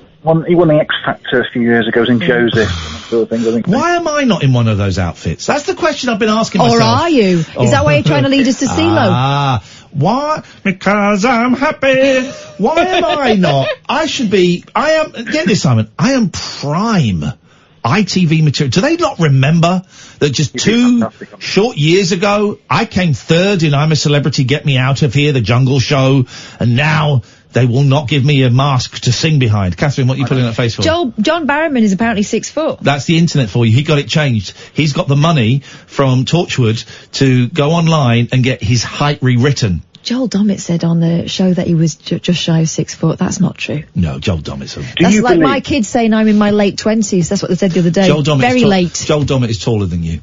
Do you believe that Joel Dommett doesn't know who they are? No. Because he's made a big thing that he doesn't, and they're all hidden all day. If that's the case, do you not think the judges would almost know as well? In that case, no, Joel Dommett does not know. The judges won't know. I suspect Joel doesn't know, actually. I suspect he doesn't know. There's no point in doing it unless you're going to be authentic, and I suspect that he does not know. Okay. Hedgehog, Jason Manford, popular, but also other names, Steve Pemberton. Okay, yes, so he said hello to me once on Muswell Hill. I know him. Tom Allen. Don't know. Comedian. Whoa! I'm about to solve a mystery. Go on. Oh. I was nodded at and said hello to by someone today, and I said hello to them back, right? And you know why we said hello to each other? Because you're on the telly. Both been on telly. Yeah. Never met the fella. Who was it? Oh, well, this is what we're getting to. I don't remember his name. I like him. I think he's funny, and I think I've tweeted him to say that I think he's funny, but I can't remember his name. Blonde, young, male, blonde comedian. Go. Teeth? He had teeth, yeah. No, big teeth, though. No, he's in South Africa at the moment, watching the cricket. Rob, what's his name? Beckett. Yeah, not Beckett. Not Beckett. I know Beckett. I gave him one of his first gigs, Rob Beckett. He follows us, doesn't he? I think he listens. Hi, Rob. He's a blonde fella. Howard? What's his... I think he might have said recently that he's pansexual, but I don't know if that's true. Oh, is it Joe Lycett? Yeah. So Joe Lycett today walked past me, we said hello to each other because we've both been on television. Joe? That's what we're allowed to do. Joe Lycett has been doing some radio too for the last whole day. He's one of these animals. No. He's one of these animals. Why else would he be in London? Why else would I have seen him in London? Tell me. He's quite busy Tell working. me. Yeah, exactly. On The Masked Singer. What was he dressed as, Ian? He was dressed as a hedgehog. When you said hello to him, did he curl up in a little ball? Oh dear, having fun. The duck is an athlete, definitely. Kelly Holmes, could be Kelly Holmes. Why do you think it's an athlete? I think it's Denise Lewis, because they have a little VT saying, I've always been sporty, and... Sporty Spice? And no, it's not Sporty Spice. It's definitely, I think, a runner. Whether it's Holmes, Lewis or Radcliffe. Yeah. Chameleon, you say not Justin Hawkins, what about Will Mellor? Who's Will Mellor? Oh, from Hollyoaks? Yeah. Oh, he fancies himself as a singer, doesn't he? He had a couple of hit singles, mate, so he doesn't just fancy himself as a singer, he is a singer. How many hit singles have you had? We've got 150 of those singles we pressed that we can't shift, right? He at least got on top of the pops. I've got a garage full of our rubbish. Mate, Crazy Frog got on top of the pops. Will Mellor, Oh no, that was Musical Youth. I think Will Mellor would have given it a bit more welly. This was a bit... I know he was doing Radiohead, but it was soft, wasn't it? It was. Monster. CeeLo Green is the only name on the internet for Monster. Yeah, Can you find us another name? It's not. It's got an English accent. Oh, Catherine. I don't need to find another name. I can tell you it ain't CeeLo Green. When it's proven... I'll do whatever you want. Oh. But you have to do whatever I want if it's when it's not CeeLo Green. Okay, yeah, sure. All right, shake on it. Yep, done. Whoa, we shook. Things just got interesting. Yeah, it's got a little bit tasty, Simon. I might be a dad again. You bloody won't. The loser should have to do the show in a monster outfit. Oh, we have better stuff than that, for crying out loud. Simon, are you enjoying it?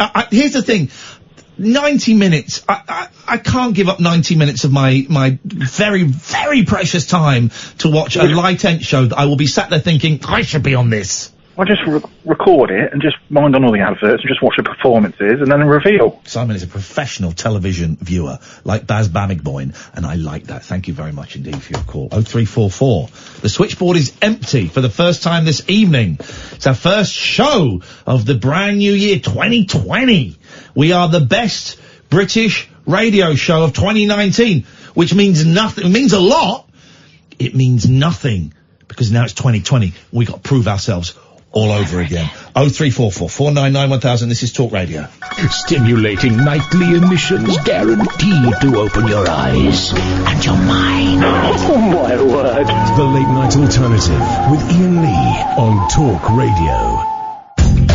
Roger, put your phone down, mate. Go to bed. You've had too much. He's tweeted something that makes no sense. I think he's misunderstood it. Not to smash your theory, Iain Lee, but it was all pre-recorded last year. What, the masked... What, the series? We were talking about the singing. Yeah. We were talking about them. Were they miming? You absolute melt. Delete your account. You've been reported. This is what's happening. I've just reported you, Roger. Cancelled. You need to delete your account. There is no walk back from this. You need to delete your account. You need to go and live in a cave for 5 years. And after those 5 years, we might consider talking to you again if we feel you have learnt your lesson. I suspect basically what I'm saying is you're a muppet. 0344 499 1000. Catherine, I've not said this for a long time. Do you have anything for us tonight? Well, I was looking at that means no. No, I was looking at Davina, talking about how ending a 17-year marriage. We talked about this a little bit at the start of the programme.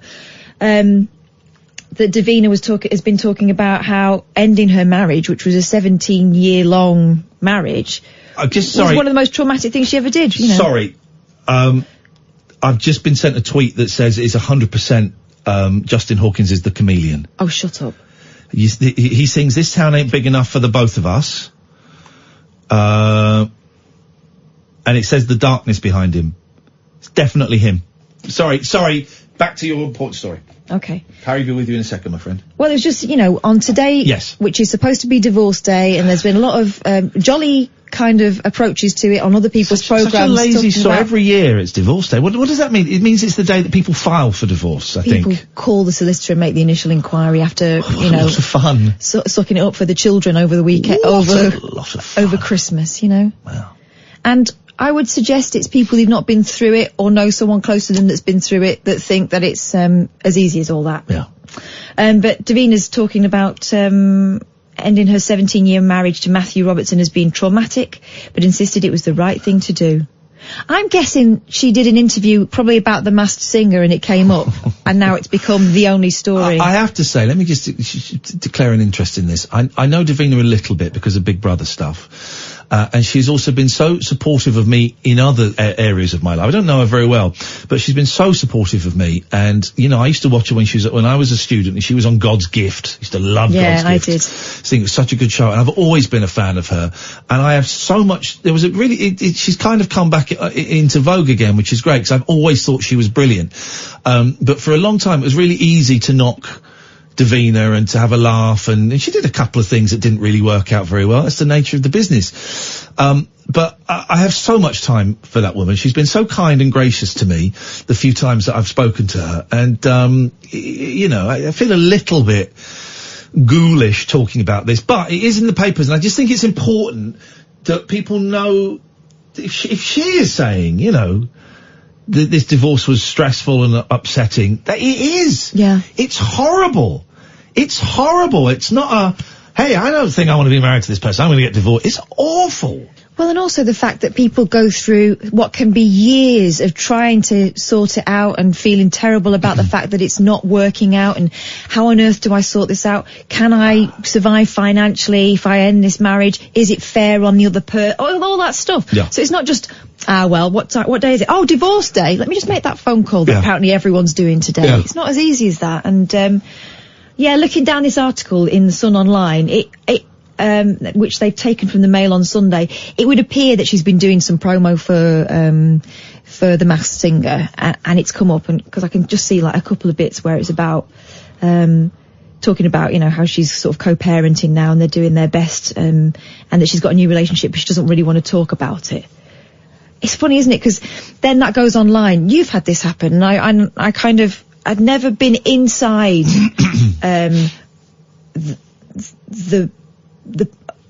inside the circle of a person who's interesting to the news before you went into the jungle. But it would be, you know, a line that you'd said to make it relevant, and then it would go into a whole load of other stuff.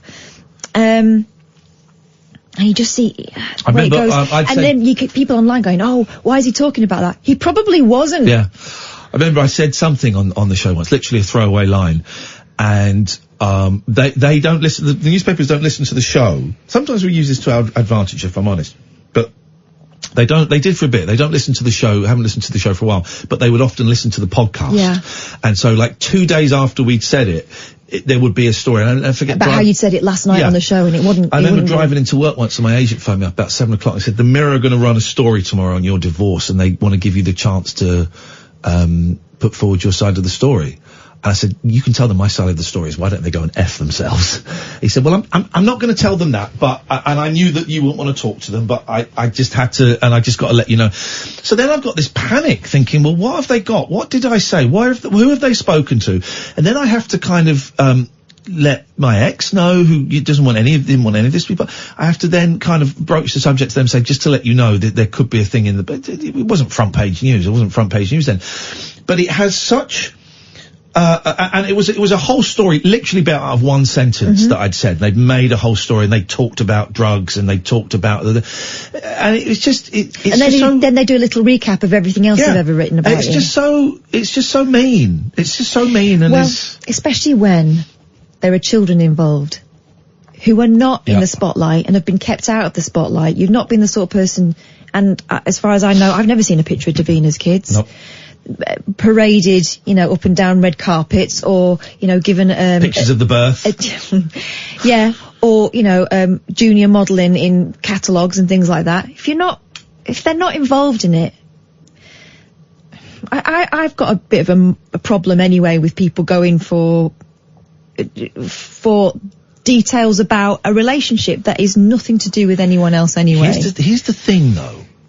I took great solace when I was considering getting divorced, and when I was going through it. I would take great solace in reading interviews like that and think, oh God, people come out of it the other side. And it may sound macabre and it may sound gruesome, but if you would, I would read about someone's divorce, not necessarily in the papers, sometimes in the papers, but sometimes in a book, say a book about the Beatles. You talk about George Harrison. You know, I think, oh God, people get through this. Yeah. People actually, because when you're in the middle of it, you can't see any way out, that there is money flying around, there is the emotional pain, there's all of this, and you read that and you go, oh God, people get through this. Yeah. People get through this and it will be alright. I'm out the other side now. Yeah, and I've got another friend going through it at the moment, and you kind of forget. I mean, I've only been through it sort of alongside you as your friend, and, you know, alongside other people as their friend. But, you know, every week brings another, what could be a fresh drama, another fallout. He could take it this way. They're reading into this, you know, and I don't want, and everybody that I know that has got divorced really wanted to make it as easy as possible for the children. Yeah, of course. Whatever their feelings were about their ex, they tried to keep all that stuff away from the children. And I just think, I know what you mean. The friend of mine at the moment that's going through it, she says, you know, I walk down the street and I see people holding hands, and it's like, oh God, I can't look at them. I feel terrible. I feel jealous about it. But then she'll see articles like this and she think, well, Davina did it. Yeah. And she's all right now. And I'm finding it difficult, and she found it difficult. Yeah. It's not about how much money you've got or how big your house is. Pain is pain, isn't it? Yeah. Let's speak to Jerry. Good evening, Jerry. Hello, how are you? I'm fine, Jerry. Oh, you sound fine. Have you been cured of Parkinson's? No, I'm just chilled out at the moment. Oh, you just sound like an old man. You don't sound like a Parkinson's-y old man. You sound great, actually. Yeah. I don't know.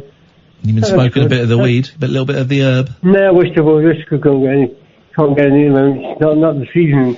Not the season. It's always the season to be free. You got a bit of a cold? You a bit bunged up? Yeah, a bit bunged up, as you can tell. I used to speak better when I'm cold. I got cold a couple of times.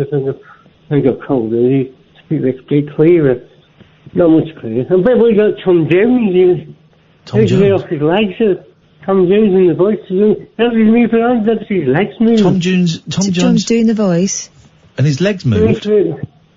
She didn't seem to move. He stuff off the food. Tom Jones is an old man. He's 83 years old. I know. But here's the thing. Did you see about Rod Stewart and his son duffing up a bouncer? Oh, Rod Stewart punched the bouncer in the rib area, which I believe is the ribs. It's described as the rib area in the story. I thought, unless they're being polite and what they mean is the gut. That's the rib. Man, what's this? Can't watch it, Mystery thing. Yes. Mystery thing. You're a bit backward. The crappy song gets string at the end of the point. The more excited you get, the less we can understand what you're saying, old man. With take a chill pill. Take a chill pill. As long as it's prescribed by no, doctor. These are ways. Fitting his vest. Just sing at the end. For those just off was a crappy. Just to sing at the end.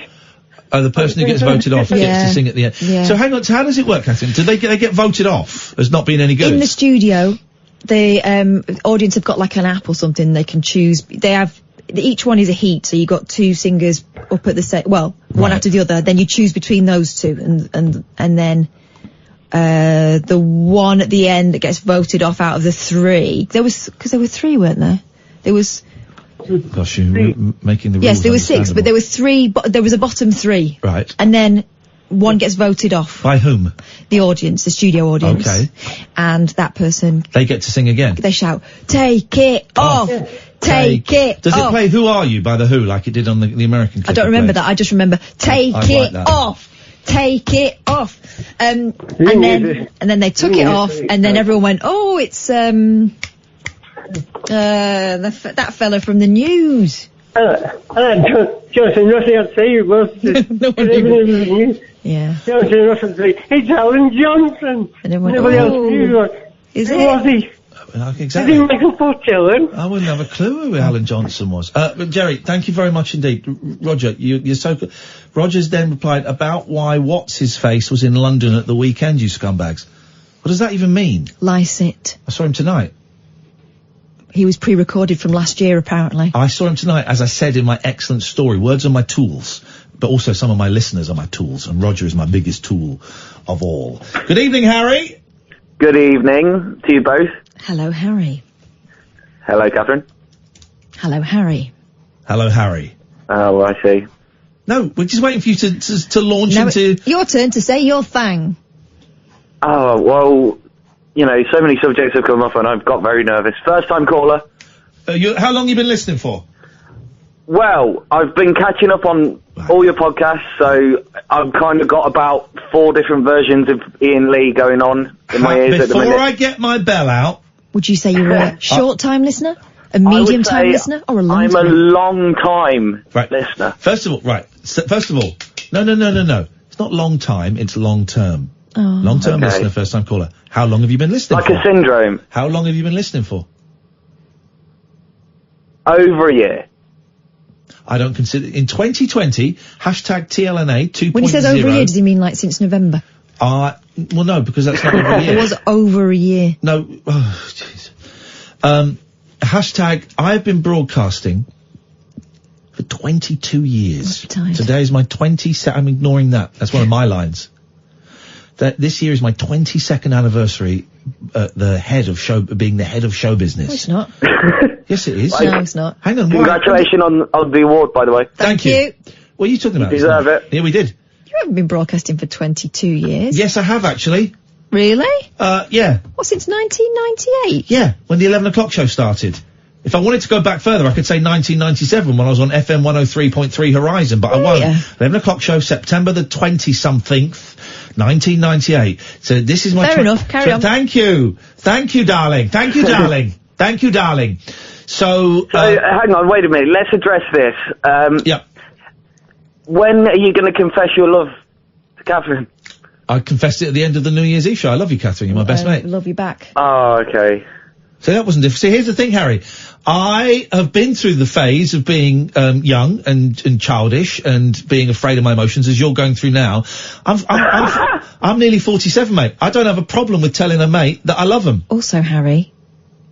I love you. Oh, thank you. I love you too. I don't love Harry. I think he's a scumbag. You tolerate him, No, right? I don't. I barely tolerate him. You called me young. I love you too. I don't love you.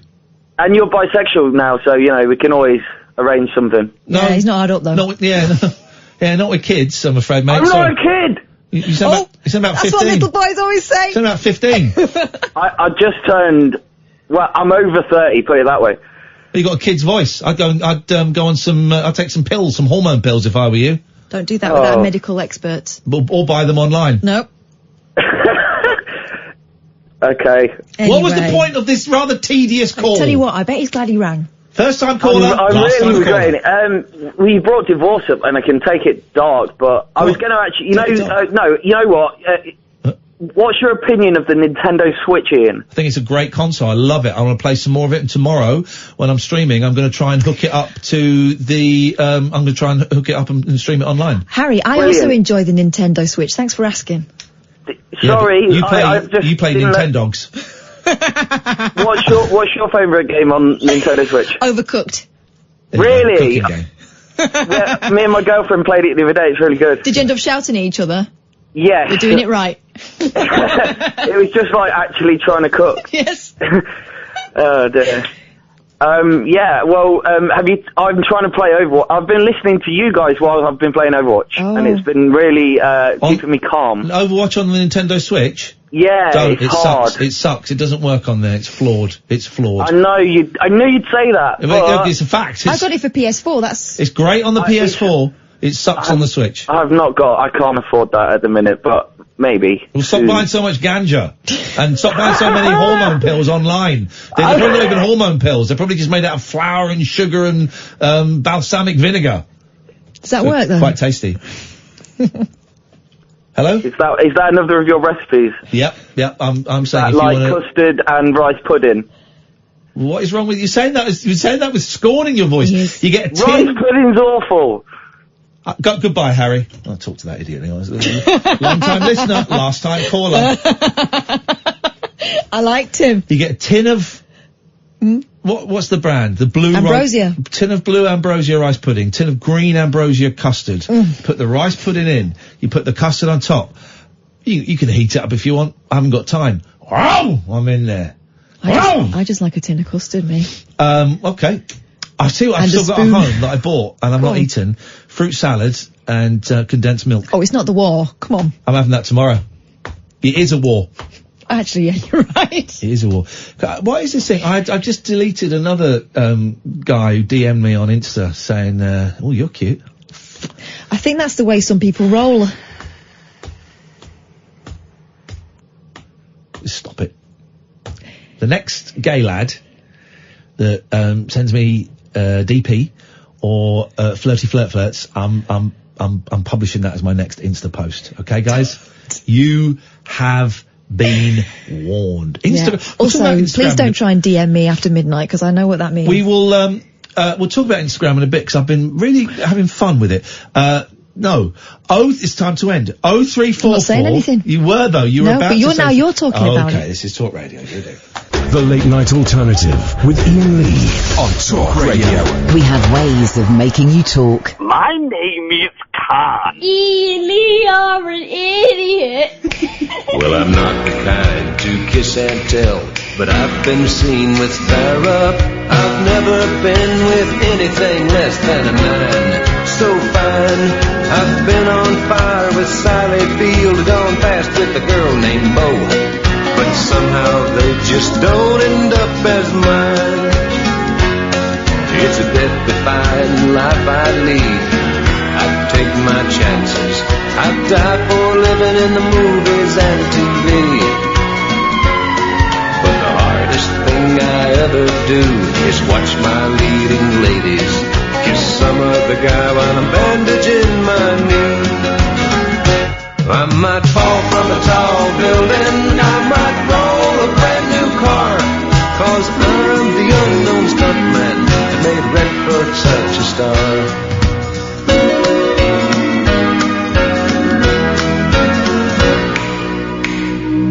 I've never spent much time in school, but I've taught ladies plenty. It's true, I hire my body out for pay. Hey, I've gotten burned over Cheryl Teague's, blown up for Raquel Welch. But when I wind up in the hay, it's only hay.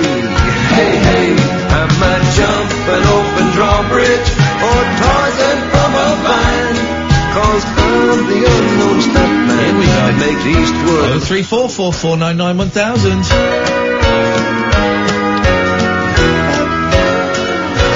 We all raised our eyebrows at the. I don't want to say I get confused. So who's the? I don't want to say Jim Kerr because that's the lead singer. Well, this is how it's being spoken about. And it's not the Jim Kerr story, which is what I was about to say. It's his brother, Paul Kerr. Exactly. So Simple Minds, great band. That's your cup of tea. And it's only really relevant that who his brother is because it started out in an online spat about the band's new album. I mean, listen, I could probably listen to a few of their albums and be rude about them, but that takes it. But then, so here's Jim Kerr's brother, got jailed for 9 years. Read the thing that's there, because I just find it very interesting, and it's, This is from the Argus.co.uk. Yeah. The brother of the lead singer of Simple Minds has been jailed for 9 years after a judge deemed he was a danger to the public after stalking 2 fans. Paul Kerr, brother of rock star Jim Kerr, accused John Fagan of rape and murder and threatened to sexually assault his wife in what started out as an online spat over the band's latest album. Kerr also stalked an ex-girlfriend. Yesterday, Kerr, 47, of Montague Street... Whoa. Sorry, 57. I was going to say, you show me a picture. No way is he the same 57 age as me. of Montague Street, Brighton, was ordered to serve an extended custodial sentence after Judge Stephen Mooney ruled he posed a significant danger to the public. Gosh. He made a false allegation that John Fagan was a child rapist and threatened to sexually assault his wife. Following a trial in November, he was found guilty of stalking the pair and his ex-girlfriend. Jonathan Edwards, prosecuting, said Mr. Kerr's comments were designed to inflict the most distress to his victims. However, Kerr defended his actions, saying he was unable to cope with his older brother's fame. Golly gosh. Judge Stephen Mooney warned that anyone who crosses him in future is at risk. He said on 4 occasions he's committed 3 different very serious criminal offences against people who've crossed him. In his sentencing remarks, the judge said Mr. and Mrs. Fagan made it clear how traumatic they found your actions. I bet. I note that your previous convictions both arose out of seemingly innocuous business disputes, one which resulted in the victim's home being set alight, flipping heck, and the second in you breaking into the victim's home and assaulting them with a weapon. My God. So it's not just words. I therefore find that you pose a significant risk to members of the public of serious harm occasioned by you. Paul Walker, defending, said not many amongst us have brothers who've gone on to become global rock stars. He clearly has had difficulty living in the shadow of his elder brother. His sibling was living in a parallel universe. I mean, to try and not blame it, but to somehow take away some of his heinous acts, take away some of the impact of that because his brother is famous. That's a bit. But also, we're not just talking about, you know, not just as if it's just, but you're not just talking about an online spy. Mr. Edwards prosecuting said Mr. Kerr was alleging John Fagan was a rapist, a murderer, and interfering with patients in his professional capacity as a nurse. He threatened Julie Fagan with sexual assault and accused her of being someone with loose sexual morals, suggesting she had relations with a number of people. This is extreme language. He contacted her employer, Miss Vantoff, that's his ex-girlfriend, her employer, suggesting she'd made a false allegation of rape.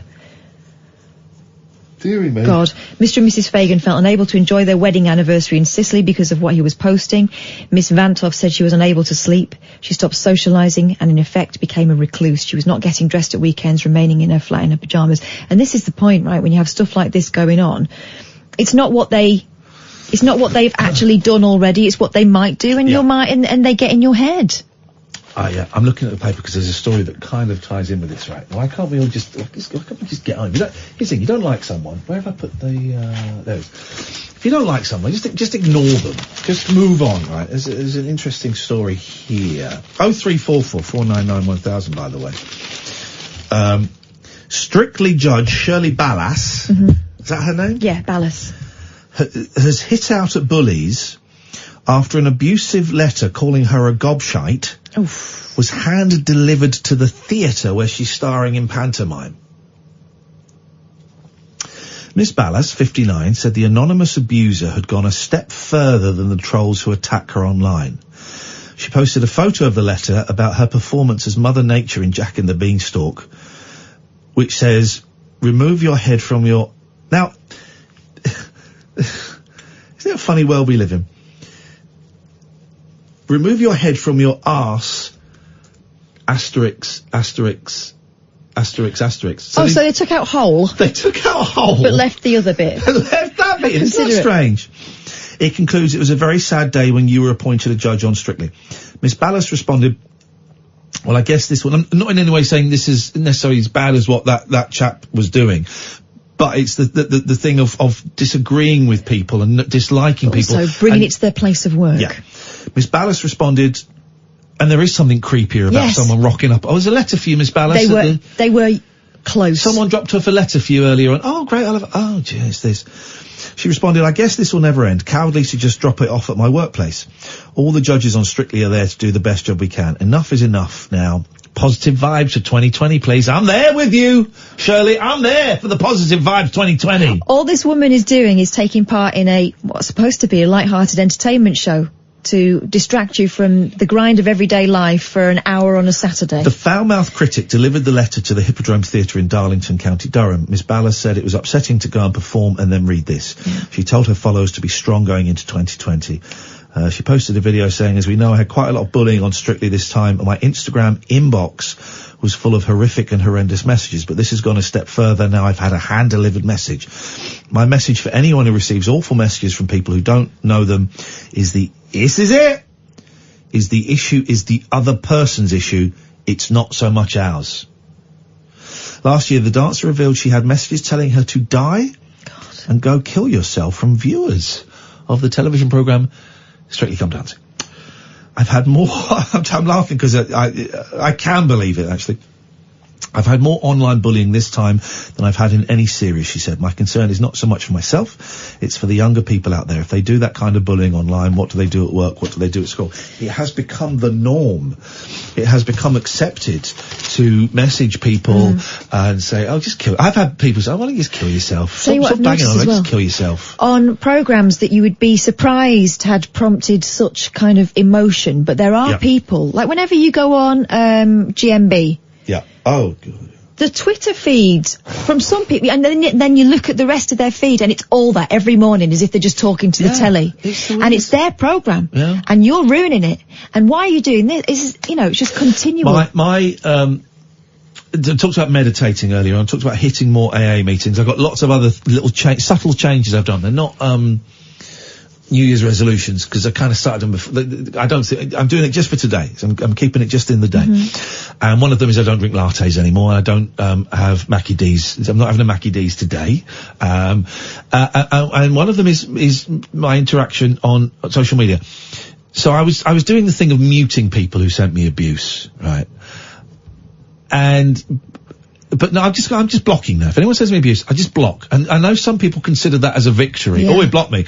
I don't really care. Whatever you think about me blocking you is irrelevant to me. If you send me abuse or something, it doesn't even have to be necessarily abuse. If you send me something I don't like and I don't want to see, I will make the choice to block you. And that's fine. Yeah, and that's really healthy. I've tried to start... I heard someone on a podcast last year. Who was it? It might have been Michael Caine or someone like that, right? Yeah. What other people think of me is none of my business. In other words, I can't change what they think. People that don't know me have an opinion. Well, it's not really an opinion, it's a guess. I can't worry myself about what other people think of me. Yeah. All I can worry about is my response to other people. Yeah. That's what I've got control over. Yeah. The end. I'm blocking people. I'm just blocking.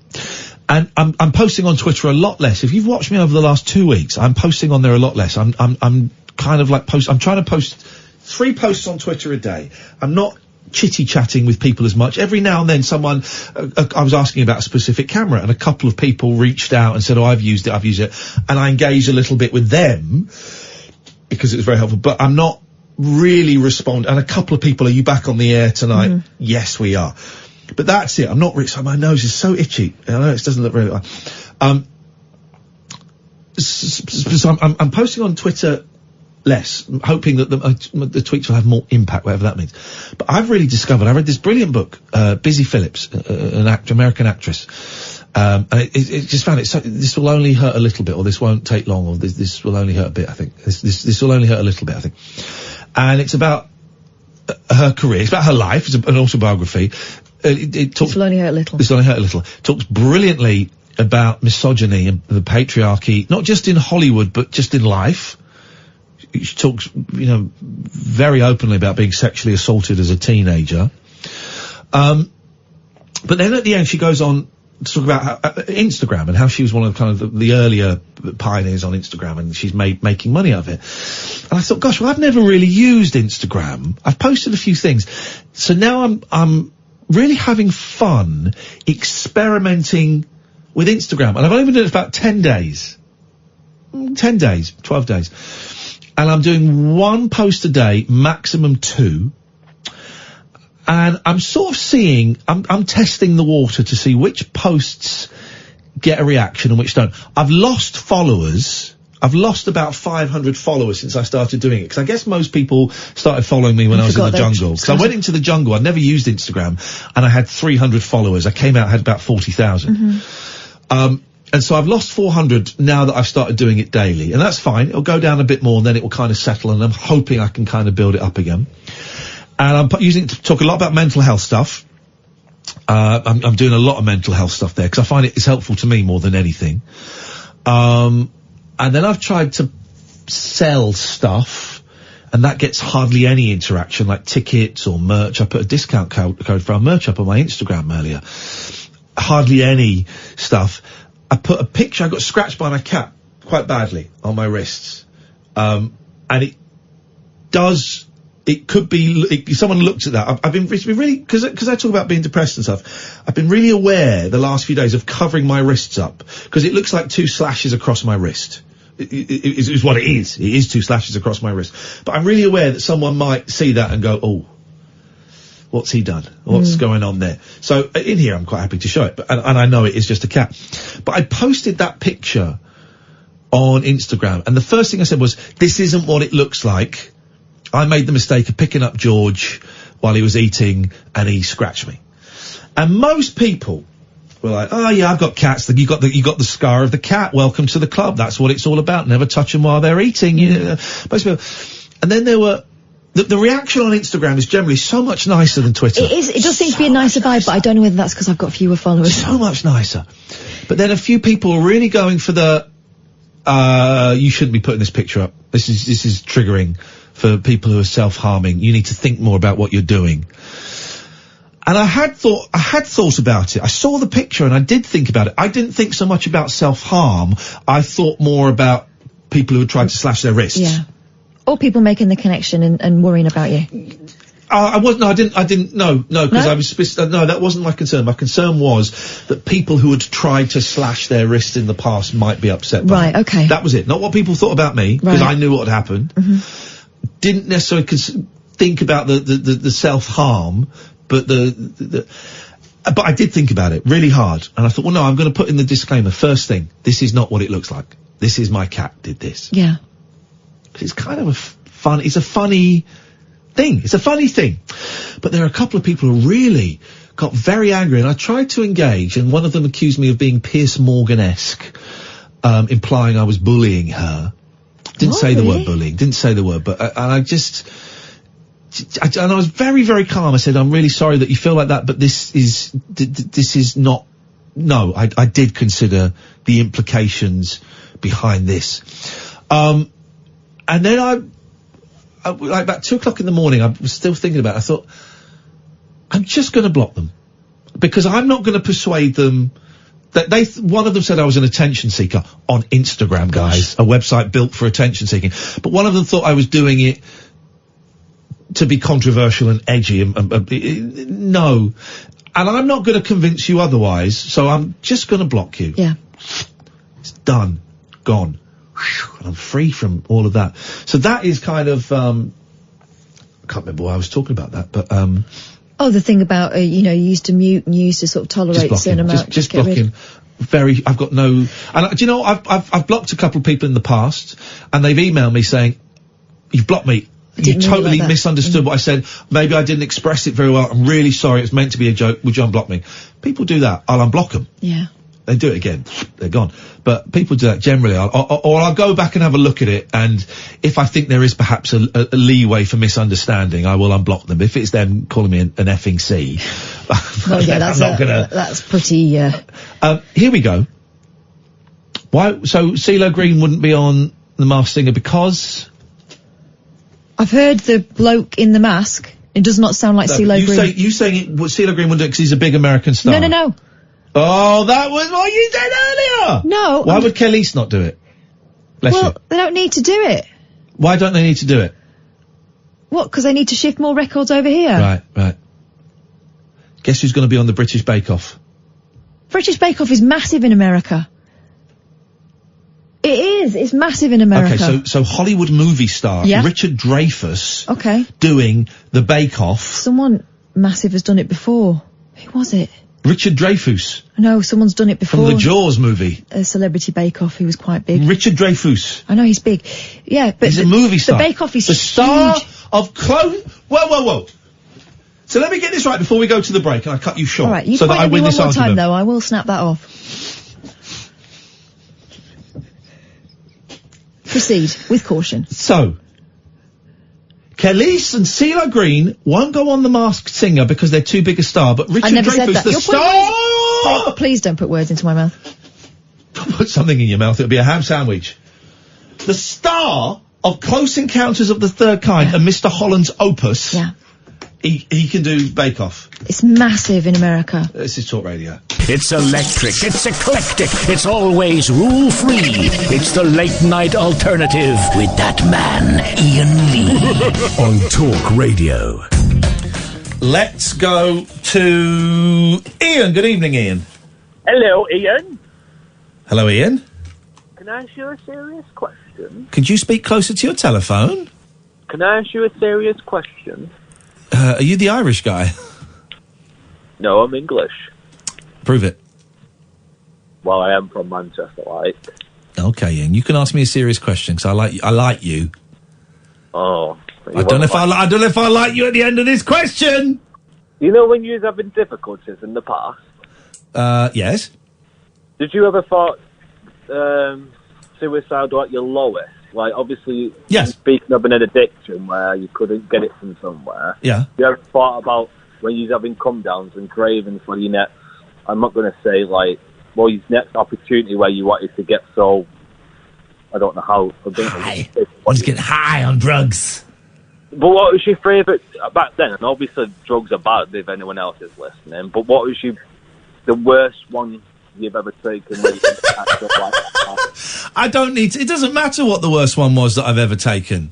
Can I tell you mine? I mean, if you want to. Mushrooms and acid. Okay.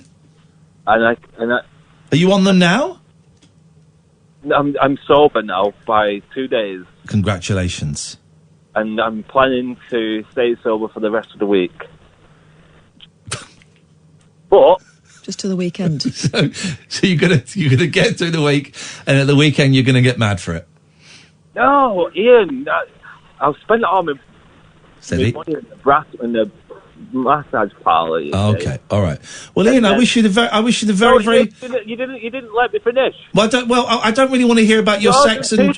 I don't really want to hear about your sexual drug exploits, and I don't think anybody else does either. I don't like the phrase brass. Either. No, I it's don't. A little bit. It's not nice. Anyway, go on. Yeah, can I finish? Well, possibly, probably not, but possibly, because I'm a great guy. All right. Well done for being sober. Thank you very much indeed. Let's go to Sloop John B. Hey, Sloop. Yo. I need some help. I need some help. Go on, go for it. So, I do need some help, right? So, go on. you're gonna help me, Catherine. What's wrong? Do it. Nothing. Go on. What's your beef? No. You sat back and sighed. What is it, big man? Hit me with it. Kath put a duck inside her the other day. Oh, it was lovely. A what? Kath put a duck inside her. What's a duck inside her? She got a duck and put it inside her. Why? Tasted nice. Well, if it tasted nice, man. Send me the recipe, Kath. I will. Duck, cider, pruned, bit of garlic, stock, creamy mash, greens. Oh, just the job. It's interesting you're talking about food, because that's why Hang on one second. I've missed working with you so much. You make me laugh more than anybody I know. So thank you, Catherine. Well, that was a serious cookery slot. Right, so when my kids were over, right? Yeah, go on. And we went to the sex shop. And I bought some DVDs. I bought Rush Hour, Jackie Chan, right? Brilliant film. Now, they were bored of it in 20 minutes, and we actually had an argument. Is it slow for kids these days? It's 1998. It is slow. It's brilliant. It's a great film. We had an argument. Okay. We had a big argument because they didn't want to watch it. I bought Nacho Libre. It's 50 pence. Oh, good film, right? But go on.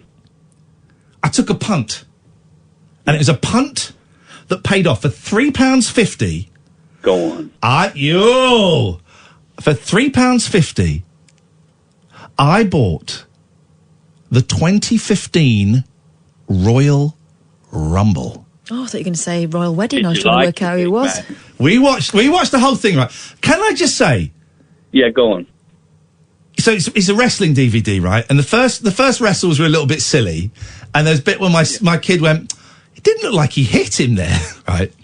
The camera angles are too good now. It was better in the old. Yeah, but the cameras need to shake a bit more. The cameras were shaking quite a bit, and that was what it looked like.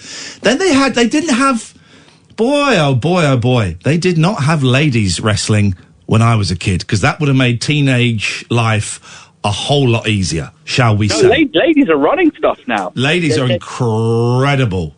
Because Vince's daughter is running it now, and rightly so. It's a long story to go into, but ladies wrestling was pushed under the rug, and now it's back, and it's actually pushed under the rug. Is that? Okay. Oh God! Make Sorry, your own jokes. Then we had what I thought, because I didn't know what a Royal Rumble was. Then we had a three-way session between the boys. Really love, even though they've only seen him in Scooby-Doo, John Cena. Mm-hmm. Yeah, John Cena. A guy with long hair who was carrying a battered briefcase that had money in. The Undertaker. Money in the bank. Had money in the bank. Yeah. And then there was a giant guy called, like, Dirk... Diggler. Like Brooke Benton or something. Okay. Who is he? I can't remember the name off the top. I've just said a name that's very similar to it, mate. You're supposed to know wrestling, so who sounds like Brooke Benton? All right. We'll go with that for the minute. I'm going to Google it. Hang on a minute. 20. Did you enjoy it? Hang on a minute. That's irrelevant to this conversation. That is irrelevant. Lesnar versus Cena versus Rollins. Rollins.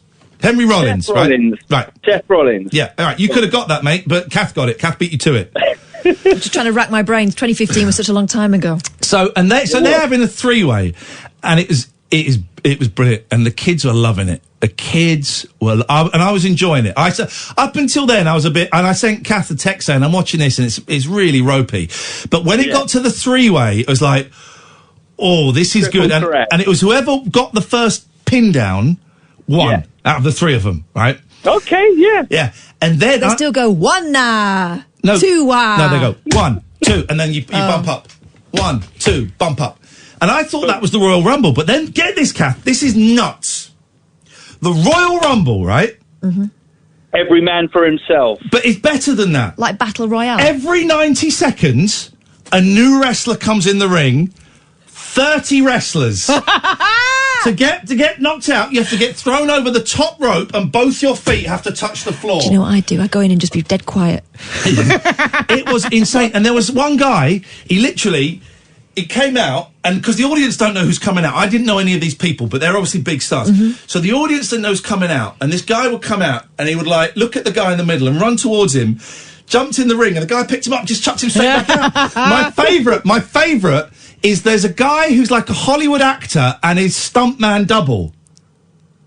Again, I don't know who that name is. Slim John B doesn't know anything about wrestling. He doesn't know anything about wrestling. Now I'm starting to talk. He hasn't got a clue. I mean, it's quite vintage wrestling now, 2015. Mate, there is a famous American wrestler who pretends he's a movie star, and he's got a stunt double who... Hold on. Don't Google it. Who There's copies... I'm not going to do it. There's a reason modern wrestling, it's like a wrestling, it's like a camera trick. You know when David Copperfield made the Statue of Liberty disappear? It's a trick with cameras, and that's the problem with modern wrestling. The cameras are too good, which is why if I do my own wrestling promotion, I'll be using old cameras to make it look fantastic. Dude, you are telling me that you do not know the name of the wrestler who has a stunt double who copies his every single move. So if the wrestler gets hit, the stunt double pretends to get hit as well and rolls around on the floor. Wow, like in that film we saw, the one that came after the... I do watch modern wrestling, but not all of it. It's like you like the Beatles, right? You like all the 60s music. If I asked you about Bring the Horizon, and I said, what's your favourite album, Ian? And you went to me, Bring the Horizon. I don't know them. You're telling me you don't know The Miz? I know The Miz. Yes, I know The Miz. I know certain ones. I know a lot. Right, The Miz is the guy, and The Miz has a stunt double. Ian, I called you to talk about a grilled cheese sandwich. No. You normally call me, and you email me constantly to talk about American wrestling. I've actually done some work. I've put a little bit of time into this. We are talking about American wrestling. Listen, but I'm right. You would be perfect for American wrestling. It's The Miz, and his stunt double is called The Mizdo. Oh, you're joking. Really? Like, as in, for The Miz double? He doesn't even know anything about this. I thought we were going to have, a father-son chat here. This guy doesn't know anything. No, you're getting into your wrestling persona now, and you're cutting a promo on me, and you didn't warn me, and you're breaking what's called... I just wanted to know, what should I get next for the boys to watch after the 2015 Royal Rumble? I think you may be talking to the wrong guy. Do I get 2015 WrestleMania? Although, probably I should speak to someone who knows what they're talking about. Get them all, but if you want me to be brutally honest with you, get them some old-school wrestling. Thank you very much for your call, Sloop John B. What was great at the end of this, right, is this guy wins it, and then someone comes out going, nah, you didn't win it, you're a scumbag, and he jumps in to beat him up, right? And then, this is when we all got excited at home, and the crowd went nuts. And so this guy's getting pummeled, and he's won, and he's getting pummeled. No one will go in. The ref can't do anything. No one goes in. The ref can never do anything, by the looks of things. The Rock runs out. What? The Rock runs out, and The Rock's like, this is out of order. The crowd go nuts. Me and the boys are at home going, yes, man, it's The Rock, someone we know. Is he there to save wrestling? He goes in there and beats the crud out of the guy who's cheated. And he says to this guy, you won it. You won it fair and square. You're the winner. It was great, man. I love The Rock. Sloop John B is a fraud. I don't think that's even his real name. This is Talk Radio. Across the UK, online and on DAB. The Late Night Alternative with Iain Lee on Talk Radio. Ah, dear. Honestly, I really thought we were going to have a bond there. Sloop has been phoning us for about 3 years, talking about wrestling non-stop. He emailed me over Christmas a 5-page idea for a wrestling show he wanted me to be involved in. I watched one DVD and I know more than that guy. One DVD and I know more than that guy. Yeah. Sloop, up your game, buddy. Up your game. Change the game. Change the game. Change it, mate. Let's go to Nelly. Good evening, Nelly. Good evening, Ian. Good evening, Catherine. Congratulations, Nelly. Thank you. I've got a little girl in my arms as we speak at the moment, and she's sleeping. She's not been listening to the show, but she's asleep. It's a little bit rude for newborn babies, for day old. Well, hang on, what day was it? I got confused. Yesterday. Was it yesterday? Yeah. Everyone healthy and well? Yeah, everyone came home tonight. Baby is 100% fine, perfect. The mother went through quite a bit, but she's home, she's sorted, she's fine. Beautiful. All good. Congratulations, well done. Thank you. I mean, you were talking about people who are just after on Twitter and social media, but I've had lots of really nice just from people I've never met listening to the show, and just saying congratulations and well done. I see you arguing with people on Twitter sometimes, and I just think, just let it go. I see you getting quite wound up by some people on Twitter. One person in particular, I'm not going to mention, so I don't want to summon them. But and I just see it, and I just think, you're a good man. Just let go. Yeah. Just let go. Yeah, I should, but I need. What I need to do is that if there's someone on Twitter and you don't have any idea what their name might be, what their identity, what their face might look like, just let them be. I'm not allowed to do that, but I can't. Sometimes I just can't myself, really. Yeah. You just have to get to the point where you go, I'm not letting this person in. No, I need to get better at that, but sometimes they're just so. Sometimes I just can't help it. It's just one of those things, but yeah. Anyway, wrestling. So, someone's told me to get the SummerSlam Rock versus Brock from 2002, but it's £22. What? So I will not be getting that. The best SummerSlam is SummerSlam 1992 from Wembley Stadium. No, it's too far back. Here's the thing: 1992 is like World War II to my kids. It would look old. It would look old, and they will not watch it. Well, it's got the best wrestling match ever on there. We are the same distance from 1990 as we are from 2050. 30 years, yeah. Correct. That's right. Yep, he checked it. He double-checked it. He didn't believe it. Yeah. He double-checked it, and I respect that. But I was proved yet again. It's proved correct. See, Sloop John B is actually, it used to be my favourite calls, but now I just think he's just a complete fake scumbag. Yeah. And I would happily get in the ring and smack his ass. Wow, gosh, that escalated very, very quickly. Can I ask you put the baby down first? And also, Nelly, I've met Sloop John B, and he's not a tall fella, but he would tower over you. It's not all about size. No. That's what you Got do. low centre of gravity, I know what you mean. That's true. That's true. What I do accounts. I will, I'm happily step in the ring with him and, beat him or whatever. Beat him at fighting. Can I make a suggestion? Go to bed, you're probably shattered. Well, see, I did doze off earlier. Now the mother is sleeping, and I'm just sort of. I should really sleep, shouldn't I? Are you a bit wired? You get like that, don't you? Yeah, I'm sort of like I can't really sleep because I'm just a bit buzzy at the minute. And yeah, I remember when we had our first. It got to the end of I can't remember what day it was, and I said I'm starving, and then we realised we'd only eaten a bag of crisps all day. Because you just. It's weird how sort of like, how quickly you readjust back to normal, mundane life after the baby's born. Like today, obviously yesterday was mad, rushed to the hospital, within 30 minutes of getting there, baby was born. Today, coming back from the hospital with my little boy, and like the main decision I had to make today was, will I have a ham sandwich or a corned beef sandwich? What did I buy from the shop? I got both. Oh, good. Options. But yeah, it's strange how you go from one incredible situation and then it goes back to the mundane very quickly. But also, I think it's different when you've already got a kid at home, because that baby number 2 just has to sort of fall in with what you already got going. Yeah. Whereas with the first one, it's like a video game. You're just waiting for it to make a noise so you can work out what you're supposed to do to make it stop making a noise. For about 6 weeks. And then you realise you don't have to make it stop making a noise all the time. Go to bed. Yeah, the church is now. Yeah. Go to bed. Go to bed. While you can. Go to bed. Yeah. Relax. She's just starting to stand, so that's perfectly timed. Thank you, Nelly. Nice one, man. New life. Day-old life. Matty says you can get a free month of the WWE Network. John,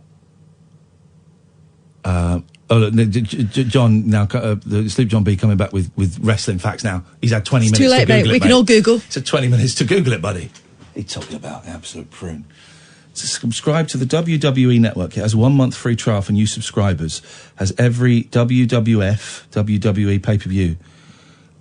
So should you and the boys enjoy it? It's £9.99 after... No, I won't be doing that. Well, I will do that for a month, and I would tape everything, I would video everything, so then I can just watch it at my leisure. I joined Now TV for a month, for a week. Week's free trial. I thought, I'll join that and watch some movies. I couldn't find it. I unsubscribed the next day. I couldn't find anything. Nothing you fancied? Couldn't find anything worth watching them. Oh, some good news. The Mr. Rogers documentary is on Netflix now. Oh, Won't You Be My Neighbour? Because it's the Tom Hanks film is coming out. Our friend Dave, Dogface Dave, has seen it and said it's not that great. And that's going to be the one that gets all of the attention. And the Won't You Be My Neighbour, which is an incredible documentary. I got it on Blu-ray. I loved it so much. On import from America. That's going to kind of get ignored. I mean, no one over here, apart from people who listen to this show, know about it. So that is on Netflix. Watch that. It is a joy.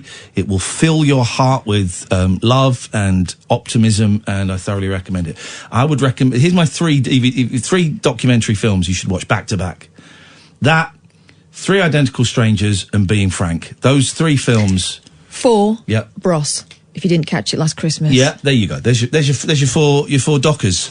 Dockers for Knockers is a new feature we're doing. 0344 499 1000. Last 15 minutes of the show. This is Talk Radio. The radio show that knows truth is always stranger than fiction. Week Monday, I get shoes. The Late Night Alternative with Iain Lee. Because they're too real to be part of my imagination. On Talk Radio. Oh, hang on a second. What you got? Everyone just cool out. Everyone just cool out. Crying out loud. Hang on. I'm being told that WWE is coming to the UK in May. So we're just going to have a little look. We're just going to have a little look at how much the tickets are. Okay? That's all we're going to do. That's all we're doing. What could possibly go wrong? What's going to happen now, dear listener? Place your bets. All we're doing is having a little look to see how much the tickets are for the WWE. Not the meet and greet, not the VIP package. Let's just have a little look. Let's have a little look. See here. Wait a sec. Right. So there's the. Oh, it's almost sold out. I'm not going to sit in the gods. That would be silly. No, it's almost sold out. Okay, it's sold out. Can't go. That's that sorted. Thank you, Catherine. What have you got today, please? Okay. A woman told to enjoy jail after sharing revenge plot against cheating boyfriend. Oh. Here we go. This is in the Mirror. A woman who discovered her boyfriend had been cheating on her has split opinion online with her retaliation. Okay. Let's listen to this. Let's see if we can solve this for everybody. The scorned woman vented her fury by making her own personalised alterations to some of his belongings, sharing videos to Snapchat as she went. The clips were posted on Twitter by her sibling, who wrote, "Sister's boyfriend cheated on her after having been together over a year and meeting her kids. Her Snapchat has me in a kink." A 2-minute montage begins with her wiping a toothbrush around a toilet. Oh. Before emptying a bottle of Lynx body wash and replacing it with Veet hair removal cream. No. as she sings gleefully along to a song playing in the background. It then moves on to her using scissors to cut clean through the patch of a Stone Island jacket described as one of his most prized possessions, while other tops are also cut apart, drawn on and even sewn shut. That seems like a lot of effort. Yeah. What's wrong with just attacking a suit with a pair of scissors? What's wrong with that? Classy. Is it? Get a suit, shred it, scissors. Next suit, shred it, scissors. Next suit. Yeah, that's what you got to do. It's sewing stuff up. That's the mind of a very, very depraved, dangerous human being. A photo of the pair is defaced to reflect his cheating, and what looks like chocolate is melted into the microwave. Sweet like chocolate, boy. Before being spooned into a pair of trainers. Chili powder is added to a bottle of Lynx as yoghurt is squeezed into another pair of shoes, and what appears to be a toilet brush is wiped on a Rangers football shirt. She really angry. The tweet racked up... What had he done? Cheated on her. Okay, that's scummy behaviour. The tweet racked up almost 130 likes and more than 130,000 likes and more than 23,000 retweets, as others were divided by the course of revenge. Some thought she'd taken it too far. As one wrote, whether someone cheated or not, this is psychotic, childish behaviour, just move on. A second replied, so she's cheated on and is going to have a lawsuit, 2020 starting strong for her. A third says, hope she enjoys jail because I'd be pressing charges. Others defended her, as one argued, people saying he dodged a bullet need to think about it. Being cheated on is not good. Has it ever occurred to you that we are the reason girls do these things? He has hurt her, so she's only hurting the things he loves. So he can feel some of the pain. No, just Twitter. That she is. This is the sage of Twitter. Another said, calculated and dedicated. A third replied, serves him right. We're proud of you, baby girl. We're proud of you, baby girl. We miss you so much, baby girl. There was H and another fella Dancing on Ice. First time a male couple. John Barrowman cried. Did he really? Yeah. It's weird, isn't it, that's a thing, that's even a thing. It's 2020, that's even newsworthy. It shows how far we still have to go. Mm-hmm. I mean, the great scheme of things, is it important? Yeah, it probably is, actually. Isn't there, every time Strictly comes back, there's always, is it going to be a single-sex partnership? They haven't. Yeah, I know.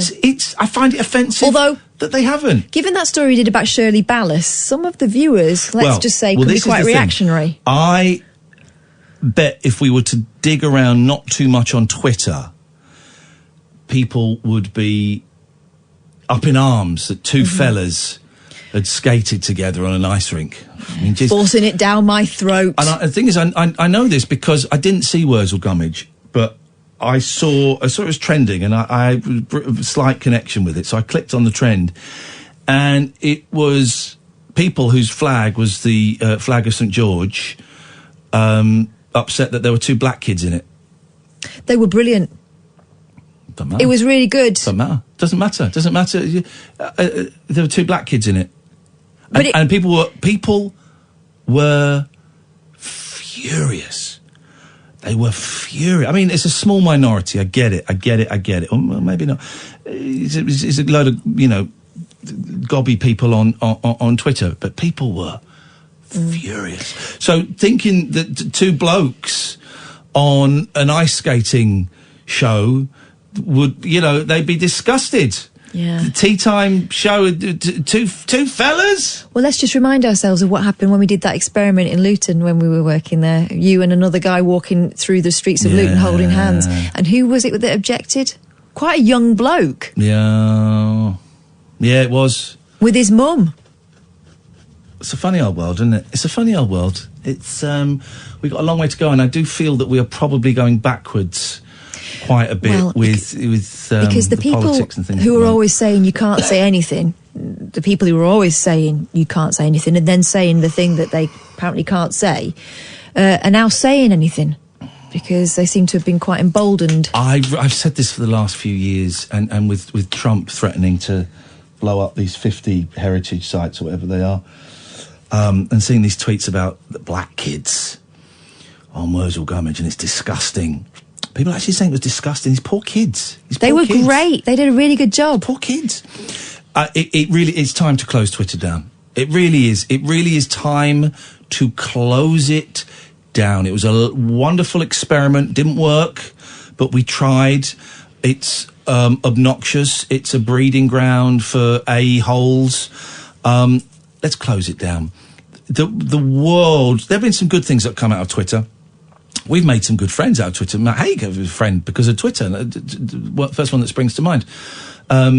Mike McCartney's constantly tweeting us now. I've had to mute him. He won't stop tweeting me now. He can talk, can't he? Paul McCartney's brother is finding us venues in Liverpool. It's incredible. Yeah. But I think the negative outweighs the positive. I don't get their rules. No. I don't get their rules. There was a story about a sex worker raising hundreds of thousands of dollars for the efforts to, combat the fires in Australia. Yeah. And Twitter and Facebook took her page down. Right.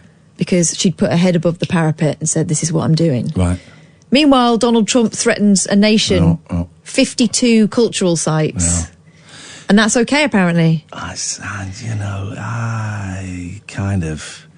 think it's not worked. Let's close it down. Let's say goodbye. It was a great idea. It was a great idea. And I think that it's just not worked. Is it because we can't be trusted? We got to admit we can't be trusted with it. By the way, everyone recommending other... Someone says, you need to go and see... don't go and see WWE, go and see AEW. If you want free wrestling, there's a weekly show called All Elite Wrestling Dynamite. No, I want WWE. I want the star. I want the stars of wrestling. I want John Cena. I want The Rock. I know they don't do it so much now, but I want the stars of wrestling. I don't want some pony. I don't want made up people. I want real wrestlers. It is funny. I mean, it is funny. Some of those punches were nowhere near.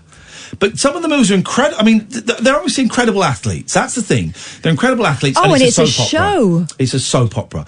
There was a great bit where there's this one guy, and the fight has obviously gone out of the ring, and God knows, these referees should be reprimanded. Anyway, and this guy's kind of like leaning against the table, and this guy climbs up on the top rope, and then does like a flying kick from the top on top of this guy, who then lands on the table with such force the table breaks. Wow. And it was amazing. And me and the kids had just sat there cheering it. Uh-huh. The referee, I'm guessing, is looking the other way. The referee was looking at something else that was going on. And it was fun. But yeah, I mean, some of those punches were nowhere near. There's also a lot of slapping. They just slap each other. Who cares, right? No. Going to see Kiss last year has opened my eyes to the spectacle, right? And people who were getting in touch with me afterwards going, go and see a proper rock band, it's all gimmicks. I don't care. No. It was a rollicking night out. They did a show. Yes. And having listened to Paul Stanley's autobiography, they've always done that. When they used to go and play small venues, they used to go in the night before and take their stuff in through so that people thought they had roadies. And they used to use great big crates and have them done out like massive amplifiers, even though they couldn't afford massive amplifiers, because they were giving the illusion of being massive. And that whole thing of you wanted the best, they've been doing that since before they were anything near the best. That's exactly what this show is like. Oh, yes. An eccentric author spent 3 years wandering around car parks, then wrote a book about his ludicrous hobby. I couldn't remember where he put his car. I do that. Gareth Rees, when I was a stoner, I could never remember where my car was. I've walked home before after dropping the kids off at school and then remembered I left the car out there. Gareth Rees, 46, visited around 40 of them. 40 over 3 years. That's I've not done a lot. more than that over Christmas. I've done that by accident, yeah. And researched many more for Car Park Life. Car Park Life. Oh, I see. His bizarre interest began after he wandered around a Morrison's car park after getting drunk one evening. Gareth added, I realised it was as interesting a place as any other new place. All the different characters passing through. The creepy foxes on the petrol station forecourt, and so on. Creepy. Since then, the dad of two from Hastings has travelled the UK checking... He's only visited 40 in 3 years. I don't think he's trying, is he? Honestly, I probably did about half that over Christmas. That's nuts. But maybe he's being more thorough and he's spending more time there. See if you can find the book on Amazon. Gareth Rees, R-E-E-S. Car Park Life. Car Park Life. He rates Crown Hill Retail Park in Plymouth as the most interesting because of a waterway in it created by Sir Francis Drake. Okay. Gareth said, it's exciting for me, I love it. What surprised me was that no one really cared that I was there. That's why so much stuff happens in a car park. Boy racing, illicit meetups, drugs, things like that. Oh. It's a really good place just to disappear. I've got it here. Product description, reviews, both ludicrous and profoundly moral. The Guardian. Who's made that up? I don't know. A funny, perceptive, deeply relevant parable. Rees is a writer of deep seriousness and political commitment with an urgent message. Literary review. Oh. Times Literary Supplement. The big leagues. Next door. People next door. What goes on in Britain's car parks can be mundane, but also can be lyrical or shocking. A nature in miniature emerges, described by an aspiring social anthropologist with a poetic streak. Oh. How much is it? £7 and... No, hang on. $7.19. Is there a second-hand version I could buy? 5 used from £5.50. Oh, okay. And what does... Are there has anyone left any, like, Amazon reviews? Let's have a look. 3 ratings. All 3 ratings, all 5 stars. Okay, so they're him and his mates. I do that. I do that with our Why records not? on 7A. I do that. Do you want to hear one? Yeah, of course. I was going to say that car park life was less surreal than the Stone Tide, but then I realised it isn't true. Both books have their share of the weird, and in both books is very much deeply rooted in the everyday, at the way things are seen rather than the way they are. This isn't telling you a lot about what goes on in here. Man walks around retail car parks and comes back with some unusual observations. But this is a great read and is certainly an inspiration to look at your surroundings with a more skewed vision. I think we'll pass. I think we'll pass. Wow. Meanwhile, inspired by your browsing history, Botched Season 2, $9.99. You're obsessed with Botched. Oh, this is plastic surgery gone... I've watched so many nose jobs over Christmas. I think I could probably do one. Nose jobs. Oh, okay. I could probably do one. I just need a bit of rib or the inside of your ear, and I can sort anyone's nose out. How hard can it be? Also, I think that boobs are starting to date. Oh, there are definitely... Those great big roundy bolt-on ones from the 1990s. They're not looking great now. I can definitely tell if a boob was big in the 70s, the 80s or the 90s. Yeah. I get a bit lost in the 2000s. But the 70s boobs are kind of quite pointy. Mm-hmm. They're quite pointy. The 80s were round, the 90s got rounder and lifted. Round and high, yeah. Yeah, and then I'm lost after that. I mean, they're still pretty, obviously, the ones they're doing are usually people who they call, and to the women's faces, boob greedy. Boob greedy. Women who've started out with a certain size and got bigger and bigger. And some of them they refuse to do. They won't do any, like, kind of extreme operations. People that come in wanting things done that, you know, make their lips twice the size of their heads and stuff like that. The face, yeah. Well, anything like that. I find it fascinating. Absolutely fascinating. That and pimple popper. Actually, I think I should be qualified for some sort of medical certificate from just watching the amount that I've been doing. Stuart Bailey is buying a copy of Car Park Life. All right. Not on our recommendation, surely, but let us know if it's any good, because I'd be up for... I'm not buying... We'll talk about this tomorrow. No stuff, just things. Hey, Darryl, nice to see you. Guess who's back? Back again. I know, it's a surprise. Didn't think you'd see us again, but... How you doing? You all right? I always knew. Always believed in you. I believed in you. It's nice to see you. Oh, it's so nice to see you. I'm so sorry I have to arrange myself. Can you hear me all right? Yeah. There I But am. the microphone is upside down, so you'll have to stand on your head. You might have to play him backwards. Hang on a minute. There you go. How about that? That's so all much right. better. Isn't it funny? We've done 7 hours of broadcasting in the last 3 weeks, so I'm shattered. Yeah, that's right. So shattered after It's a that. bit like with this job, because you know we do basically a couple of hours a day, don't we? Yeah, Sort of anything over 4 or 5 hours a day, and I'm exhausted. Yeah, I'm done. I'm absolutely done. It's just you just think, all I've done is sit here and talk. I'm so tired. You're meditating though, aren't you? How are you finding that? I'm loving it. I've been doing it Which on and one? off for years. Transcendental meditation. Same. I do that. I literally just did it just now. I just did my 20 minutes just now. I do TM. Yeah, I bet we've got the same mantra. No, we're not supposed to say it. I think I have the feeling that Do you reckon everybody's everyone got gets the the same. same? I think they do. Yeah. I think there are, from what I've read, yeah, there are like 8 different mantras, and I know I've got the same mantra as Brian Wilson, because in an interview in the 70s, Brian Wilson said on TV, "My mantra is this," and I went, right. That's mine. Yeah. When did you get yours? How old were you? 3 years ago, like maybe 21. So, We've got the same one because it's done by age. Oh, is it really? It's given out by age. So we've got the same one. So you were early 20s, were you? I was 17 when I did it. Wow. Yeah. Okay. And that's all that time. It's continuing to work. Keeps for you. coming and going. I keep coming and going, but I love it. I love it. You're supposed to do it twice a day. I do it once a day, but it's great. But I'm saying people do dip in and out, don't they? I think, and that's all right, isn't it? If that's your thing. Well, Daryl will be meditating with you, dear listener. We'll be back tonight at 10. This is Talk Radio. This is Talk Radio.